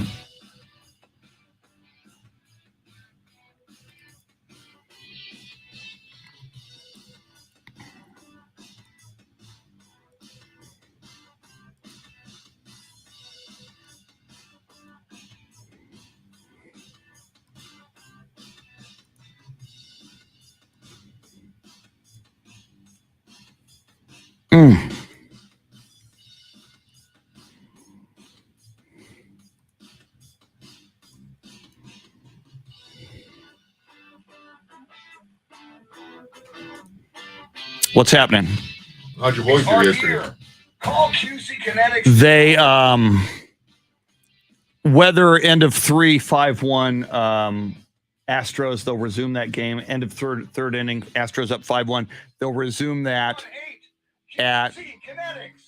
They're going to resume that today at 12:10, and then play the regular scheduled game at 2:30. Weather, severe thunderstorm. Oh, yeah, severe thunderstorm. So they could be 10 in a row. They're up 5-1. They should win that one for 9 in a row, and then they win in 2:30, 10 in a row, and I will accept your apology tomorrow for ever doubting on the major score, America's team, the on Houston Astros. On the major score, would I still see 27-1?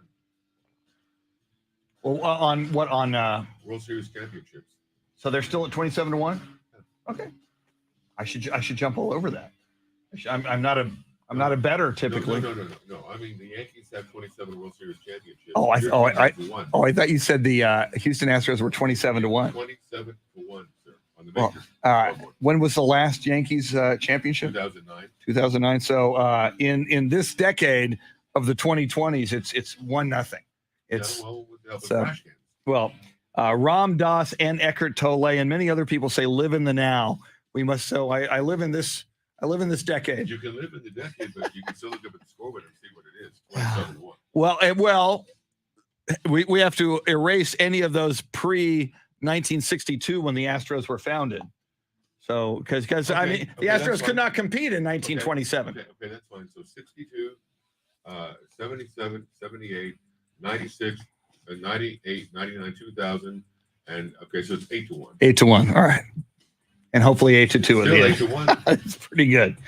What can I tell you? I did say damn Yankees earlier today on the air. Let's see. On this day in 1996, the Yankees were losing 8-0 to the Chicago White Sox, came back to win 9-8.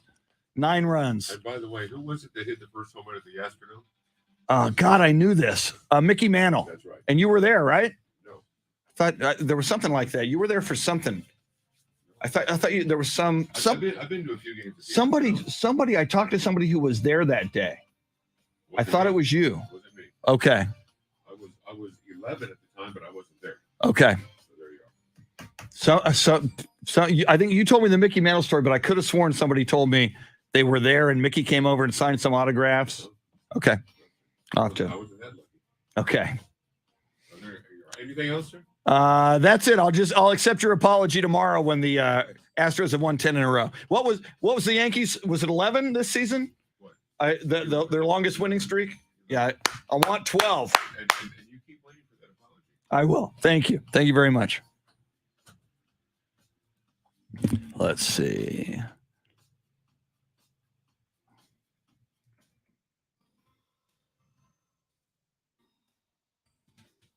All right, let me find a Don Harris photo. There he is.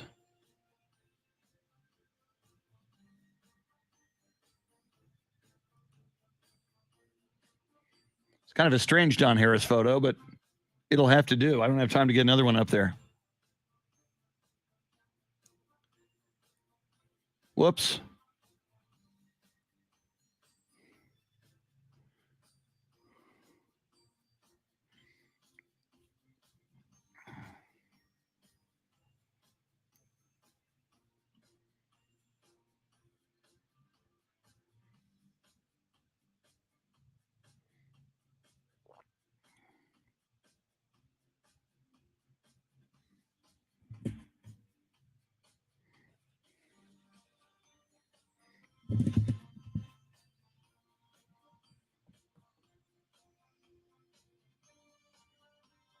I'll have to work on my Don Harris photo for next time.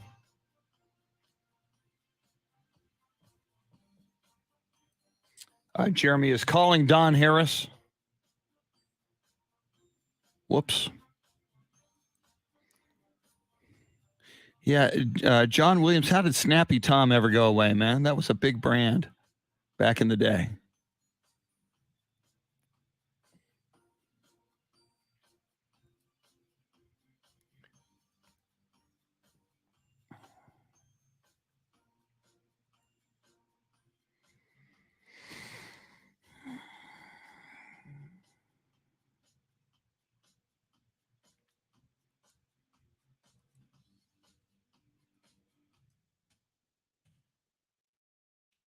Here we come. Headphones are a good idea. I believe Jeremy's getting Don on the line. See if they talk.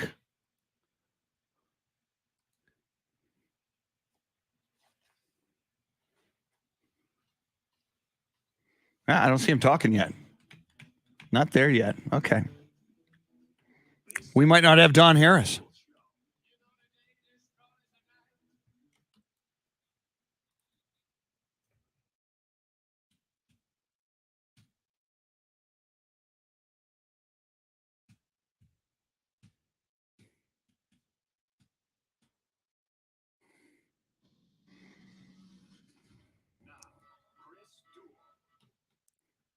Welcome in. It's the Chris Duel Show with Shannon, Salty, Sweeney. So much to talk about this morning, and we're all over it. NBA playoffs. This is the high holy day of the NFL schedule that drops tonight at 7 o'clock. By the way, if you're listening to Ticket 760, we'll have that for you on the radio tonight. Jeremy Kolok is efforting to call the great Don Harris, sports director at News 4 San Antonio. Breaking Shannon, NFL news. Breaking NFL news. Chris. Breaking NFL news. What do you got? You just mentioned the schedule release officially tonight, but the NFL has given us yet another treat. Just 30 minutes ago, they announced that Kansas City and Tampa Bay will be coming week 4. That'll be Sunday Night Football on NBC. Mahomes v. Brady, Sunday, October 2nd. That's going to be a good one, Chris. That is beautiful. Mahomes versus Brady, and that's at Tampa Bay. Is that correct? Yes, at the home of Tom Brady and company. So that'll be a good one. Beautiful. Well, we do have Don Harris on the line from News 4 San Antonio. He's been there for something like 47 years. He's unbelievable. Don Harris, how are you doing this morning?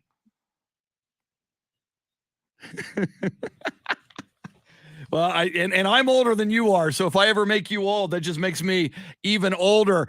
Don Harris, welcome. Last time you were here, Shannon Salty Sweeney, who normally joins us from Austin, she's joining us from Houston this morning. She had a technical issue, so she didn't get to talk to you. So, Don, I want to introduce you to Shannon. Shannon, say hi to Don Harris.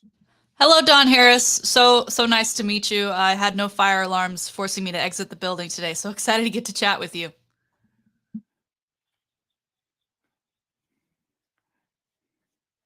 Very nice. The shakedown on Don Harris's radar. That's very, very cool. Extra full of sodium. Very nice. We'll use that as a blurb on the internet. Extra full of sodium, the salty shakedown, according to Don Harris. Don, I want to get your thoughts on this Spurs event that happened this week, just 2 days ago, little over 2 days ago. Chairman of Spurs Sports and Entertainment, Peter J. Holt, son of Peter and Juliana Holt, of course, writes a letter to San Antonio that starts off with "I love you," which I love any letter that starts with "I love you." But the gist was, hey, the Spurs are here. We wouldn't be here without you. We love San Antonio. We're not going anywhere. He said pretty much, Don, what you have been saying for weeks and months and all along, that the Spurs are here for the long haul. Your thoughts on why he had to write that letter, and what do you say to Spurs fans who still say they're still going to leave us? Somebody tweeted me, the Seattle Supersonics fans got a letter like this. Your thoughts on the whole deal? Well, I'm glad he wrote the letter. I think that it was smart in advance of the Commissioner's Court vote, which is coming up next week. I think it was completely unnecessary, but I think it was something he had to do. And I'll put the blame solely on squarely on the shoulders of County Commissioner Tommy Calvert, who used the board meeting the other day as some sort of podium for him to spew doubts that are just, quite frankly, unfounded. This idea that we need more local ownership, or this idea that they're testing the waters in Austin, as I pointed out on my Dodge Extra Point on this, for years, teams in the NBA have played home games away from home to expand their fan base. The Boston Celtics, for 25 straight seasons, Boston played at least 3 home games in Hartford, 80 miles up the road, to just broaden their base in New England. This is all that is. Plus, Austin is booming with Google and Tesla and Indeed and Apple and all these corporate companies that there's a ton of money there. And if the money's not in San Antonio, you got to go to where it is to get it. And I think broadening the geographic footprint is going to be something that's going to be looked back on as visionary 20 years from now, because it's all going to be one giant metroplex, a lot like Dallas, Fort Worth, Arlington, Frisco is for the Cowboys. And I think the Spurs are doing right by the fans by trying to do what it takes to stay. If you don't want them going to Seattle or Las Vegas, let them do what it they need to do to generate the revenue to stay in San Antonio. Well, Don, you mentioned them, doing all they can to help the team stay in San Antonio by just dropping down the road for a game or two. Do you think there's anything the Spurs will ever do in that organization that will get rid of this pit that never seems to go away in the stomach of San Antonio fans, with always the thought that their team may leave them at any moment?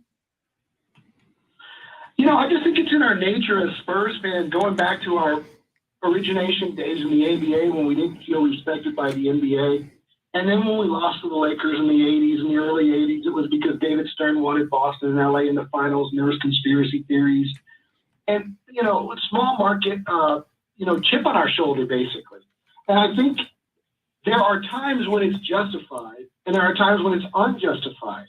The bottom line is the Spurs are the most copied, admired franchise in all of professional sports from what they've done over the past 25 years. They've got a foothold in San Antonio. Their owner is from San Antonio, loves San Antonio. Same for R.C. Buford. They're building a $500 million rocket La Cantera to plant their flag and say, this is our home base. And they're going to need a new arena. Absolutely. The AT&T Center can't last another 20 years.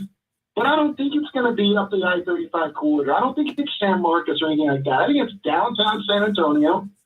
But you have investors from Austin. You don't need them to go to every game. You just need them to act like the Tesla Center as the new naming rights or something like that. You need their money. And you have to go up there, wine and dine them, show them a couple of games, fly them down here on private jets for 5-6 games a year, and get the sponsorship money that's going to take to survive. Don Harris, we know you're up against an appointment here, so this will be the final question. I got to tell you about winning time, man. Oh yeah, have you seen the light? Are you with us? Do you now love winning time? At the end of the day, I would give it a B. And it was very entertaining. The factual inaccuracies and some bad acting. I'll tell you, I love John C. Reilly. I love Sally Field. I love the guy who played Spencer Haywood, and I love the Genie Bus character. The Magic, Kareem guys were, 6'2", and Magic wasn't a great actor. And by the way, did you notice they played every game in the same gym, whether it was Boston Garden, Spectrum, or the Forum? It was in the same high school gym in California somewhere. What they tried to dress up. Anyway, it was factually inaccurate. It was average, but it was highly entertaining. And because it was about the early 80s Lakers, I came around on it. But I'll tell you this, season 2, from what I've read, may not deal with the Magic Lakers at all. I've heard that season 2, they may switch completely and do a whole new thing like the Kobe Shaq era. So look out for that possibly. Well, and what Shannon and I have been talking about, Don, the original book was written by Jeff Pearlman, who's written a lot of books. He used to be a Sports Illustrated reporter. He also wrote a book about the Cowboys in the Jimmy Johnson era when they had the White House and Michael Irvin was getting into trouble. And do you think this, and apparently Shannon says there's a Donald Sterling series in the pipeline as well. Do you think this could be a new genre for Netflix and for streaming and HBO Max, to take an iconic sports franchise and dramatize them? And if indeed they do, what could be riper than Jerry Jones, Michael Irvin, Jimmy Johnson, and the Cowboys? Nothing is more ripe for a drama series than the Earth. If you want to, just go crazy with misrepresentations, I just want to see the scene with Michael Irvin in the hotel room with the ladies of the night and the cocaine and the police knocking on the door and him coming out saying, do you know who I am? there could be stuff, the White House. Oh, that series, you could probably over-dramatize it. It would probably still be pretty accurate. If I'm HBO looking at the ratings of Winning Time, and I hope they're taking meetings right now to try to, and if I'm Jeff Pearlman, who wrote the book, I'd say, hey man, I got another one of these if you guys want to do it again. Don Harris from News 4 San Antonio. Don, we love talking with you. The time always flies by. I know you and Richard Oliver and Chuck Mikatinik and everybody who does the very, very cool television show. Pimp the television show. How do we see the sports television show that you guys do every week? Well, we do Sports Weekly, which runs on KCWX Saturdays at 5. And we also have Sports Nation Overtime, which runs right after Sports Sunday on News 4 San Antonio at 11 o'clock. So we go news from 10 to 10:30, Sports Sunday from 10:30 to 11, and Sports Nation Overtime from 11 to 11:30. We are chock full of sports, including, I might add, those McCollum Cowboys, who we were at their school twice this week. In fact, they're the only school we were at twice this week because the boys' baseball and girls' softball teams are both in the playoffs doing well. And they had a record 8 signees on signing day, including Kylie Dominguez in volleyball, Ruben Pacheco, who's led their baseball team to the playoffs. And so I think the caller that was concerned about that we never covered the McCollum Cowboys, I think he might be a producer on Winning Time. Don Harris, drop the mic. My goodness. He knows more about McCollum than all I know is that they're the Cowboys and they got the same colors as Holmes High School. I remember that as a kid. Don Harris from News 4 San Antonio.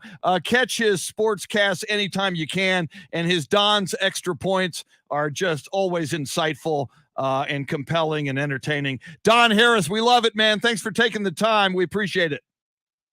Appreciate you, man. Thanks. You guys do a great job. I love to listen. Thank you, sir. Don Harris from News 4 San Antonio. And apparently, Shannon, a fan of the Salty Shakedown, who said today's edition had extra sodium. That was pretty, coming from Don Harris, that's a big deal. That's very nice. I don't know that extra sodium is always a good thing, but I appreciate the sentiment for sure. And I do. I'm lucky enough to know Don, but I think he's one of the best there ever was. There was a guy, Shannon, you don't know him because he's a San Antonio guy, and he died many years ago. The gold standard for television sports anchors locally in San Antonio was a guy named Dan Cook, who was also a reporter and columnist for the Express News, the newspaper, and just was a legend. He even owned a bar. He was unlike Don. Dan Cook was known to be a drinker, and the legend was he would always have a cocktail under his sports desk, along with the meteorologist Judd Ashmore, and that they'd have cocktails during the 5 o'clock, 6 o'clock, and 10 o'clock news. And then Dan Cook opened off of Harry Wurzbach, opened up a bar called Dan Cook's Timeout Lounge. So you could even just go and after the sportscast, go have a drink with Dan Cook. Anyway, he was the best there ever was in the region and probably nationally. And Don Harris, a completely different style. Don is a storyteller, and tells you often really heartfelt profiles of athletes, young and old. But so my point is, if Don Harris is digging your Salty Shakedown, that is high praise, ma'am. Makes me feel good on a Thursday morning. All right. We'll try to get Don on as often as he's willing to put up with us. Speaking of the talkbacks, I think we have another one. And again, we're loving this. This is your best way. We love phone calls and we'll take them when we celebrate them. 800-707-9760. But what's cool about the talkback is you don't have to wait on hold. You can just, whatever's on your mind in the moment, boom, go to the free iHeartRadio app, press the microphone button, leave us a message, send it. We get it. We play it on the air like we're about to do, and then we react to it. So here is our latest talkback from the iHeartRadio app. Buenos días a todos mis amigos. How's it going, Chris, Shannon, Jeremy? Well, here he goes. You know it's hard out there for a pimp when he's trying to get the money for the rent, for the Cadillac and gas money spent. And I can't put the other two lines because it might be a little obscene. Yeah, it's hard out there for a pimp. Woo! And Shannon, I didn't read, and the reason we're talking about that because the other song from that movie, "Whoop That Trick," is the Memphis Grizzlies theme song. But I found out, Shannon, "It's Hard Out There for a Pimp" actually won the Oscar for best song in a motion picture. So it's I got it as soon as I get home. I'm gonna on Apple Music listen to and try to memorize the lyrics to "It's Hard Out There for a Pimp." If you do that, can we get a performance version Oh, tomorrow absolutely.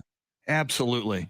In fact, we might have to just start, having weekly karaoke sessions among the three of From you? us. Summer And karaoke. also, among our listeners and viewers, might not be a bad idea. Now, I don't know if Jeremy got it yet, but apparently is there another talk back in the pipeline yet? We still got our team deconstructing Okay. it, and then, in the back. I got you. Yeah, it's got to go through Crystal a lot Show of Army. hurdles. I Right, know, exactly. yeah. We got a whole army. We've got so much.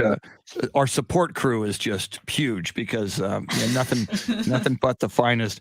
Let me see, Shannon. Don't forget, Andy Everett going to join us here just after 8:35. I'm looking at some of the other things that you're tracking, Shannon. One of which I'm loving the lawsuit. Former Jacksonville Jaguars kicker Josh Lambeau suing the Jaguars for something Urban Meyer, or multiple things Urban Meyer did to him just last season. What's going on with that lawsuit? Yeah, so if we recall last season, he was the kicker for the Jacksonville Jaguars. Apparently Urban Meyer kicked him during practice and was also, giving him disparaging comments and said, that him being kicked, kind of hurt his ability to do his job, which was to kick footballs. So he is now looking for his $3 million that was left on the table because he was taken off the roster. My question here to you, Chris, is if Urban Meyer was somehow still the head coach, do you think he does that? But because Urban Meyer was fired and obviously the owner not very happy with Urban as they're still dealing with that contract settlement dispute, that this was kind of a perfect storm for him to come in and say, hey, wait a minute, let me get mine too. Yeah, it's a great question. And apparently, as he describes the altercation, Josh Lambeau, Urban Meyer walks over to him, kicks him while he's on the ground stretching on the field before a practice, kicks him. And apparently Josh Lambeau goes, hey, man, don't you ever blanking kick me again. And Urban Meyer says, I'm the head coach. I'll kick you as often as I want. So, I can't, it's like the Johnny Depp and Amber Heard court testimony. I would love some in-court video of Josh Lambeau testifying and hopefully Urban Meyer called to testify. That would be some must-see TV if it happens. It'd be more must-see TV than actually watching the Jacksonville Jaguars try to play football. Well, so says a year 2 of sunshine, Trevor Lawrence, Shannon. The way they beat those Indianapolis Colts and Carson Wentz on closing day of the regular season. Plus, they beat your Buffalo Bills last year. I'm expecting some major. Okay. Well, have you heard of miracles? Because they happen sometimes. Yeah, I know. Sometimes I do. All right, let me see. I don't know if Jeremy, do we have the talk back ready, or are the people still working in the back? No. Okay, it's cool. I'm just checking. I didn't know, so I check. Let's see. What else do we need to get into? Drew Holiday, we talked a little bit about that. And again, we should probably revisit that for a moment. Last night's NBA action. Incredible. We talked a lot. Memphis destroys Golden State 134-95, 39-point win, the largest win by any team in this postseason. But the biggest thing was at the end of 3 quarters, Memphis was up by 52, tying the largest lead in NBA playoff history after 3 quarters. Milwaukee and Kareem Abdul-Jabbar in 1970 led the Philadelphia 76ers by 52 points. But Shannon, specifically, you were very impressed by Drew Holiday coming through in the clutch for the Bucks in their 110-107 win over the Celtics last night. Yeah, down the stretch and both teams out of timeouts, but because Giannis had a bloody eye after he bumped elbows with a teammate of his, they had to keep pausing the game action for 30-second breaks to get him patched up, get that blood from not flowing any longer. And Mr. Drew Holiday himself, who has an extraordinary story, especially with his wife, Lauren Holiday. If you're not familiar, I highly suggest going and reading about it. He really won it down the stretch for the Bucks. There was an instance where he, against Marcus Smart, blocked the ball that Marcus Smart was going up with. He was about to go out of bounds with the ball and ultimately tossed it off of Marcus Smart's chest. And then finally, when the Bucks were up 3, there were about 6 seconds left on the clock. The Celtics going down the court with the ball. Marcus Smart once again had the ball and not paying attention, I guess just thinking that he'd get it to an open player and they'd try and tie up the game with the 3. Drew Holiday comes in and sweeps the ball away, and that did it for the Bucks and Celtics last night. My goodness. And again, wherever there are Spurs ties, I tend to, when the Spurs are no longer in the playoffs, obviously Ime Udoka, coach of the Celtics, Mike Budenholzer, coach of Milwaukee, Chad Forcier, former Pop assistant on that Milwaukee staff, George Hill on that Milwaukee roster, of course, Derek White on the Boston roster. But when it comes down to it, Shannon, Milwaukee, a smaller market. I know they're the defending NBA champions, but there's something about Boston and the Celtics going all the way back to Red Auerbach, who did not want any ABA teams, including the Spurs, to merge with the NBA. And just Boston fans in general, along with Philadelphia fans and New York fans, kind of deplorable. I'm happy Milwaukee took a 3-2 lead in that series. I would like Milwaukee. I like Ime. I like Derek White, but go Bucks in that series. Coming up, Andy Everett, the voice of UTSA athletics. And for our conversation coming up, more importantly, our golf guru, his thoughts on everything going on in the PGA and the PGA clamping down on players who want to go play outside the PGA in another tournament that is financed by Saudi Arabian money. Where does Andy stand on this? Is he pro PGA, or should these golfers, if you can go make a ton of money playing in a tournament in London, that the Saudis want to throw money at you? I mean, it's almost like NIL. College athletes have a right to go make some money here or there. What about PGA golfers? Should you be locked into the PGA? Should they have the right to say, no, you can't go play in that tournament? We'll talk about all this and more with Andy Everett coming right up. She is Shannon Salty Sweeney with extra sodium this morning, according to Don Harris. He is Jeremy Kolok. Don't go anywhere. Lots more coming up on the Chris Duel Show. You think you got it. Oh, you think you got it. But got it, just don't get it till there's nothing at all.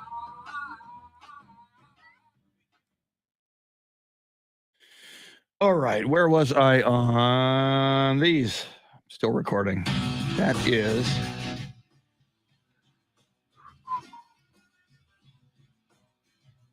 0318 QC Kinetics.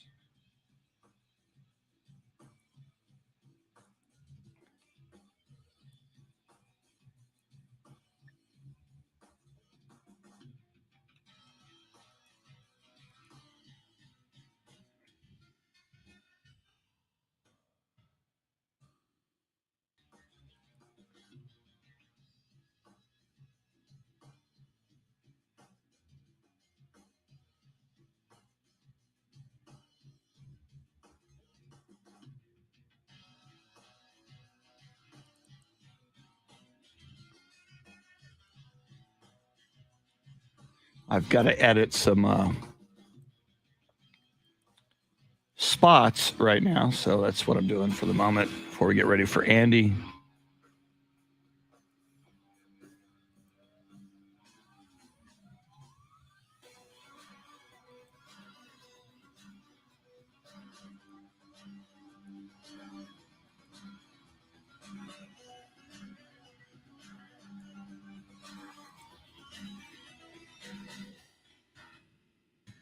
Now I need my Austin tag open.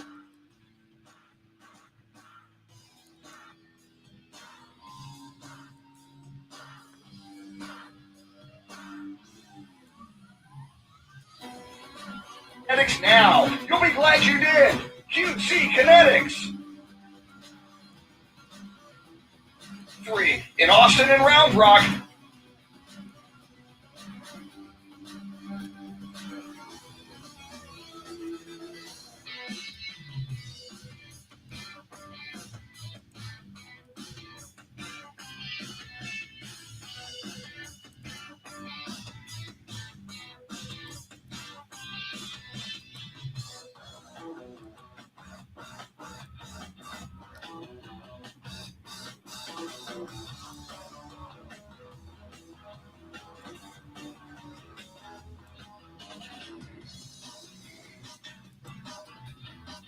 512-593-4303. 512-593-4303. In Austin and Round Rock, 512-593-4303. That's 593-4303. Call QC Kinetics now. You'll be glad you did. QC Kinetics.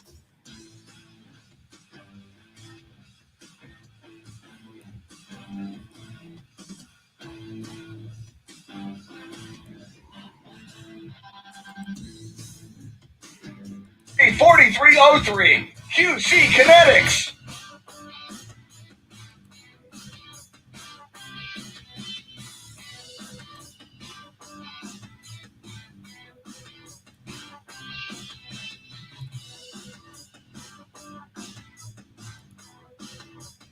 Oh 03 512-59. Logics are here. Call QC Kinetics now. 512-5.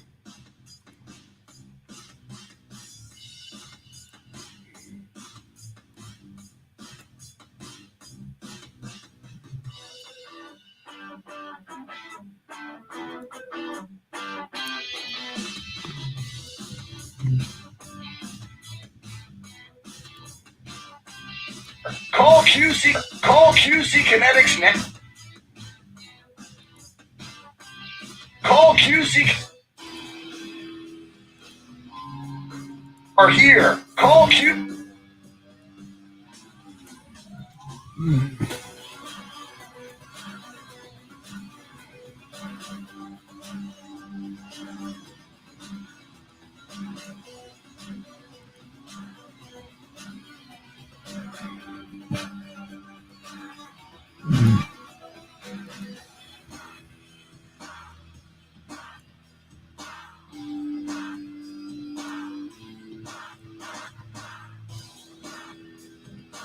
When flying insects show up in your home, how do you get rid of them? Hopelessly clapping every single one? Aimlessly swatting back and forth? Hanging fly strips in your living room? Ew, ew, ew. Instead, try Zevo Traps. Zevo uses light, not odor or chemical insecticides, to attract and trap bugs, working continuously so you don't have to. Zevo, people friendly. Bug deadly. Now at a store near you.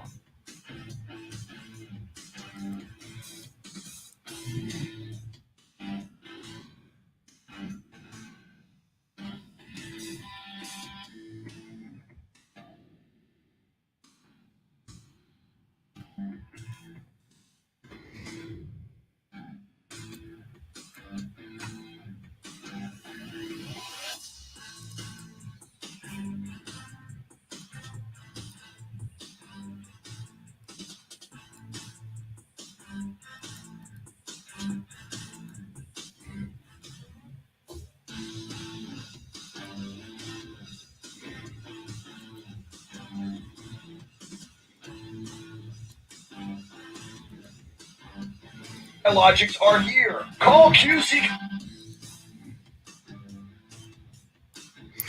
Jeremy is calling Andy. Let's see here.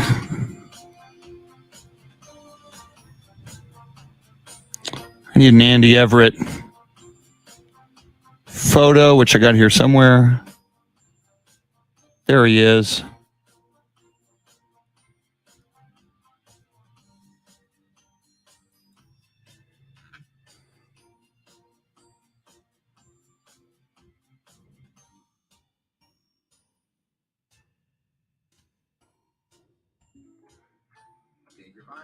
So, Jeremy, are there two talkbacks?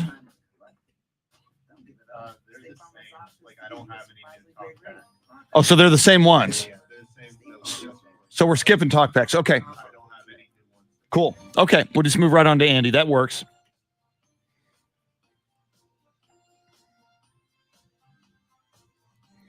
Steve DiRocco. Woo! Steve DiRocco, the original rock. Louisa says Don Harris is always great. I agree.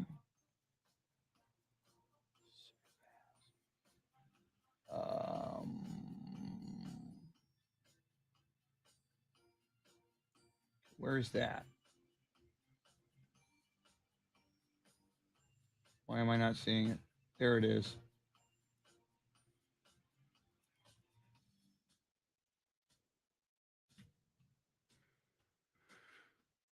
Okay.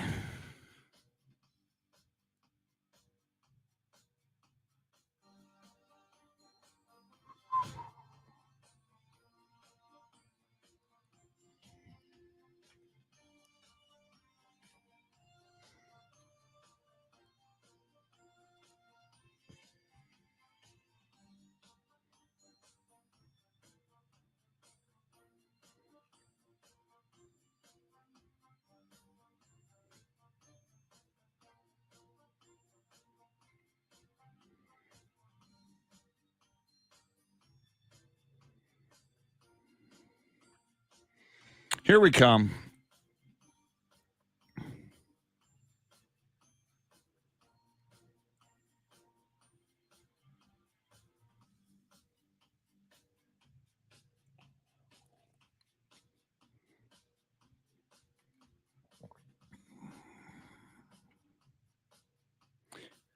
Fred, James Allen can't make it this week. We'll try to get him on next week. We'll get him soon. Here we come.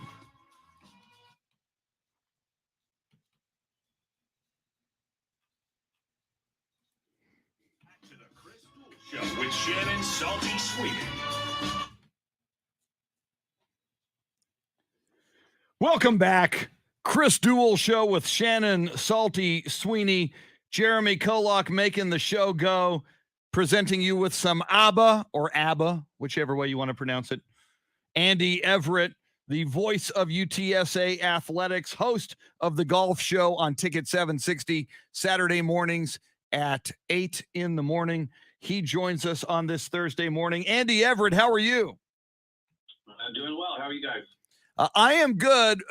Help us out here. What is going on with the PGA and in the world of golf with respect to this tournament in London, which is backed by Saudi money that apparently not only the PGA, but now Justin Thomas is, saying, hey, man, you guys shouldn't go play this tour. Help us out. If you can walk us through that story and then where you stand on whether or not PGA players should be able to go outside the PGA and play in some of these other tournaments that might be backed by money from Saudi Arabia. All right. The Greg Norman, this kind of backstory goes back years ago. Greg Norman had the idea for what is now the World Golf Championship events. And he believes that the tour took it away from him, didn't give him credit for it. He's always kind of had an axe to grind with the PGA Tour ever since his playing days because they thought that they over-controlled the players' abilities to be able to earn money wherever they wanted. And if you're a PGA Tour member, if you want to play in another event that's opposite a PGA Tour event, you have to have a release. And a lot of times they will grant releases for events in the Middle East during the January and February months. And usually the penance for granting that release is that you do something for the sponsor of the event. Phil played in a tournament in Saudi Arabia that is not an LIV event and part of the Asian Tour, but his agreement with the tour was he would play the Pebble Beach event at least 2 of the next 5 years and do some sponsor outings for AT&T. Greg Norman, through money from the sheiks in Saudi Arabia, have come up with this idea of this live golf event our tour that will have 8 events. The first one is the week before the U.S. Open in London. The purses are going to be astronomical because the Saudis have more money than they know what to do with. And so we're talking $20 and $25 million purses, which 18% of that goes to the winner. So $3 to $5 million for the winner's paycheck. And Greg Norman is of the opinion that every player, every golfer out there is an independent contractor and should be allowed to play wherever they want, whenever they want. The PGA Tour cannot allow a competing tour to poach its athletes. And the reason for that is that every event on the tour is sponsored by FedEx. They have a vested interest in players playing in those events. And not every player is going to play every event. But if the Canadian Open, which that event is opposite, is got a $7 or $8 million purse, and the LIV event in London has a $25 million purse, where do you think players are going to want to go play? They're going to want to go play for the extra money, because last place is probably better than 25th place at the Canadian Open. But if they allow that to happen, then the Canadian Open field gets dwindled down to nothing short of a Corn Ferry Tour event. And they would not be doing right to RBS, who's the sponsor of the Canadian Open, or FedEx, who's the sponsor of all the events. And so they're protecting their brand by saying no to this. And I saw a quote from Greg Norman when he was asked about what we pretty much all know was a state-sponsored murder of a Saudi journalist who called out the Saudi government. And his response was, everybody makes mistakes. Well, that just makes Greg Norman look ridiculously stupid. I've always been a fan of Greg Norman. I said this on the radio show a few weeks ago. There's only 2 issues I've ever had with Greg Norman. I think his golf courses are built too difficult for the average golfer and are not a lot of fun to play, most of them. And number 2, I think this idea of taking this money from this particular group in order to get back at a lifelong vendetta that he's had against the PGA Tour is the wrong way to go. Golfers at the Justin Thomas level are never going to have to worry about money ever again. Justin Thomas is making $100 million a year in endorsements and everything else right now. He'll never have to worry about money again. Justin Thomas and those like him are always going to be defined by how many PGA Tour events they win and how many majors they win.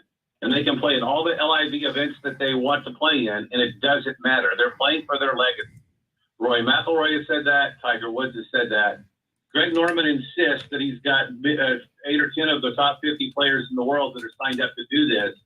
I'll be surprised if any of them that matter anymore do, because and like Sergio Garcia made a comment last week when he got upset about a ruling at the Wells Fargo. He said, I can't wait to not be on this tour anymore. Well, so you can like Sergio Garcia or not like Sergio Garcia, but he's kind of irrelevant right now on the PGA Tour. He's had his run. He's in his mid-40s. He's done a lot of great things for golf. He's well liked in San Antonio and Austin. He's married to a lady from UT. They live in Austin and in Marble Falls, and I think Burnet at times. So there's a lot of people that really like him, but he doesn't move the needle anymore on the PGA Tour. So if he wants to go play over there, great. Who cares? But Justin Thomas and Jordan Spieth and those that really matter the most, that really bring eyeballs to television sets, are the ones that the PGA Tour does not want to go over there because it takes away from an event they could be playing on their tour and patronizing their sponsors. So that's kind of where this is going right now. Well, this week, Andy, we've got the Byron Nelson, which is really in the hometown area of one Jordan Spieth. I saw that he's got Justin Thomas and his fiance, as well as another player on tour that are staying at his home. Is that something that these younger guys have been doing? Because I can't imagine Tiger Woods inviting buddies on tour over to have slumber parties throughout an event, especially an event that's leading up to another major. Yeah, this is something that's new. It's Jordan, it's Justin Thomas, Bud Cauley, who's kind of struggled recently, Ricky Fowler. There's about 8 or 10 of these guys that are all 25 to 35 years old that have played junior golf together, played college golf together, and it's kind of like the NBA. The NBA would have never in the 90s had Reggie Miller going to join Michael Jordan with the Bulls, or Magic and Larry Bird getting together and playing on a super team. They wanted the rivalries. They hated each other. And golf in the 90s and early 2000s was that way. This generation of golfers actively roots for somebody else when they're not winning. And when Justin or Jordan is winning a golf tournament and they're both in the same event, you often see the other one following that player in on the last 2 or 3 holes. And so they do vacation together, they socialize together, they go out to dinner together when they're playing in certain events, and when they're in each other's hometown, they usually stay with each other. So, and Andy, I got to ask you, and again, you and I are kind of from the same generation, and Shannon and Jeremy are kind of from the generation of these younger golfers, and you mentioned NBA players as well. And I remember as a Spurs fan, I first started hearing about this when Tony Parker would have, friends over when they were in town to play the Spurs, and I would hear that they were having dinner at Tony Parker's house against opponents. And as a guy who grew up watching, 80s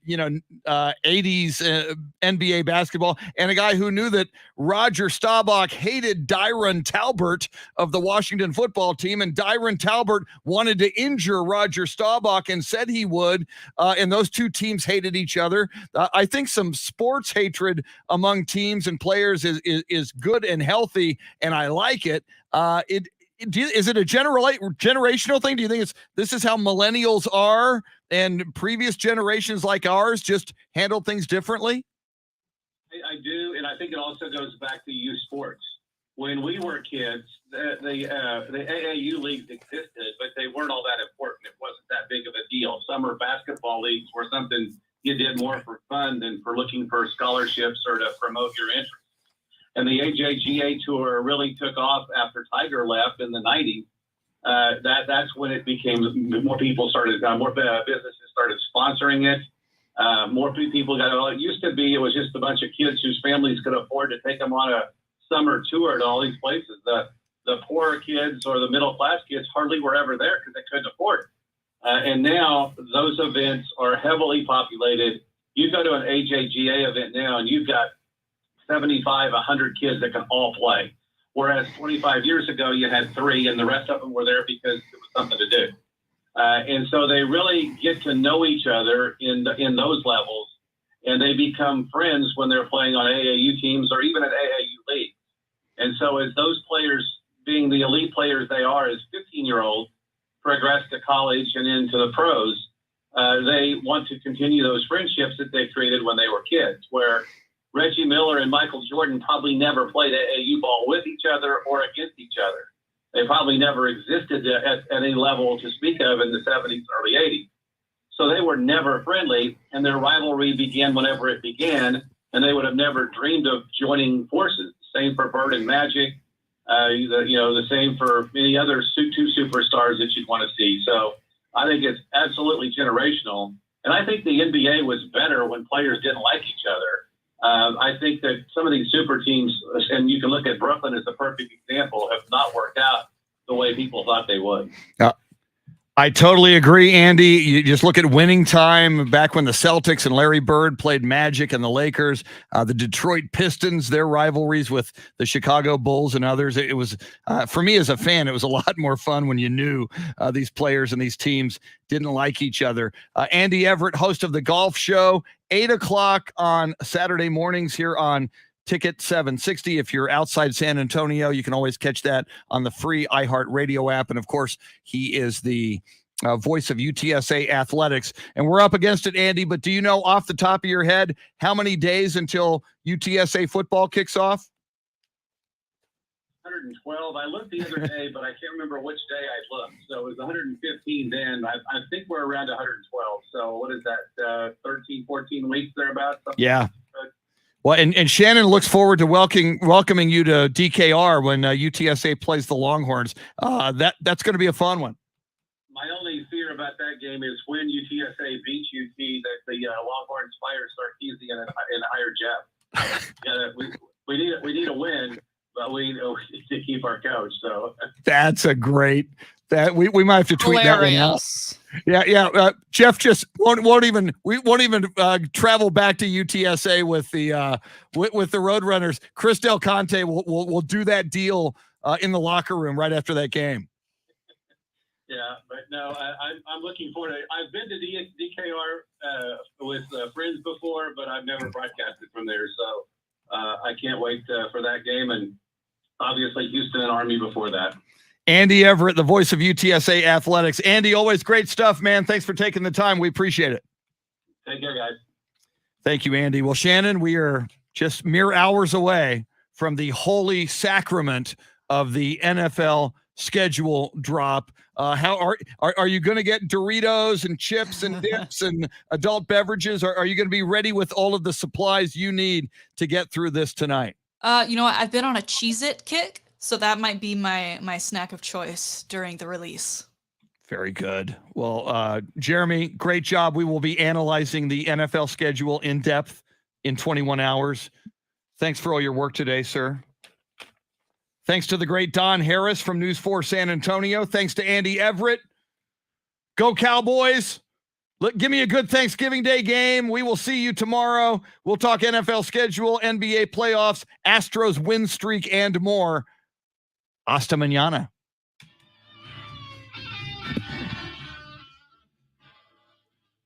Yeah, Ed, we'll try to get to more talk about UTSA basketball down the road with Andy. We just thought this golf thing was such a big story. We knew we were going to open with it.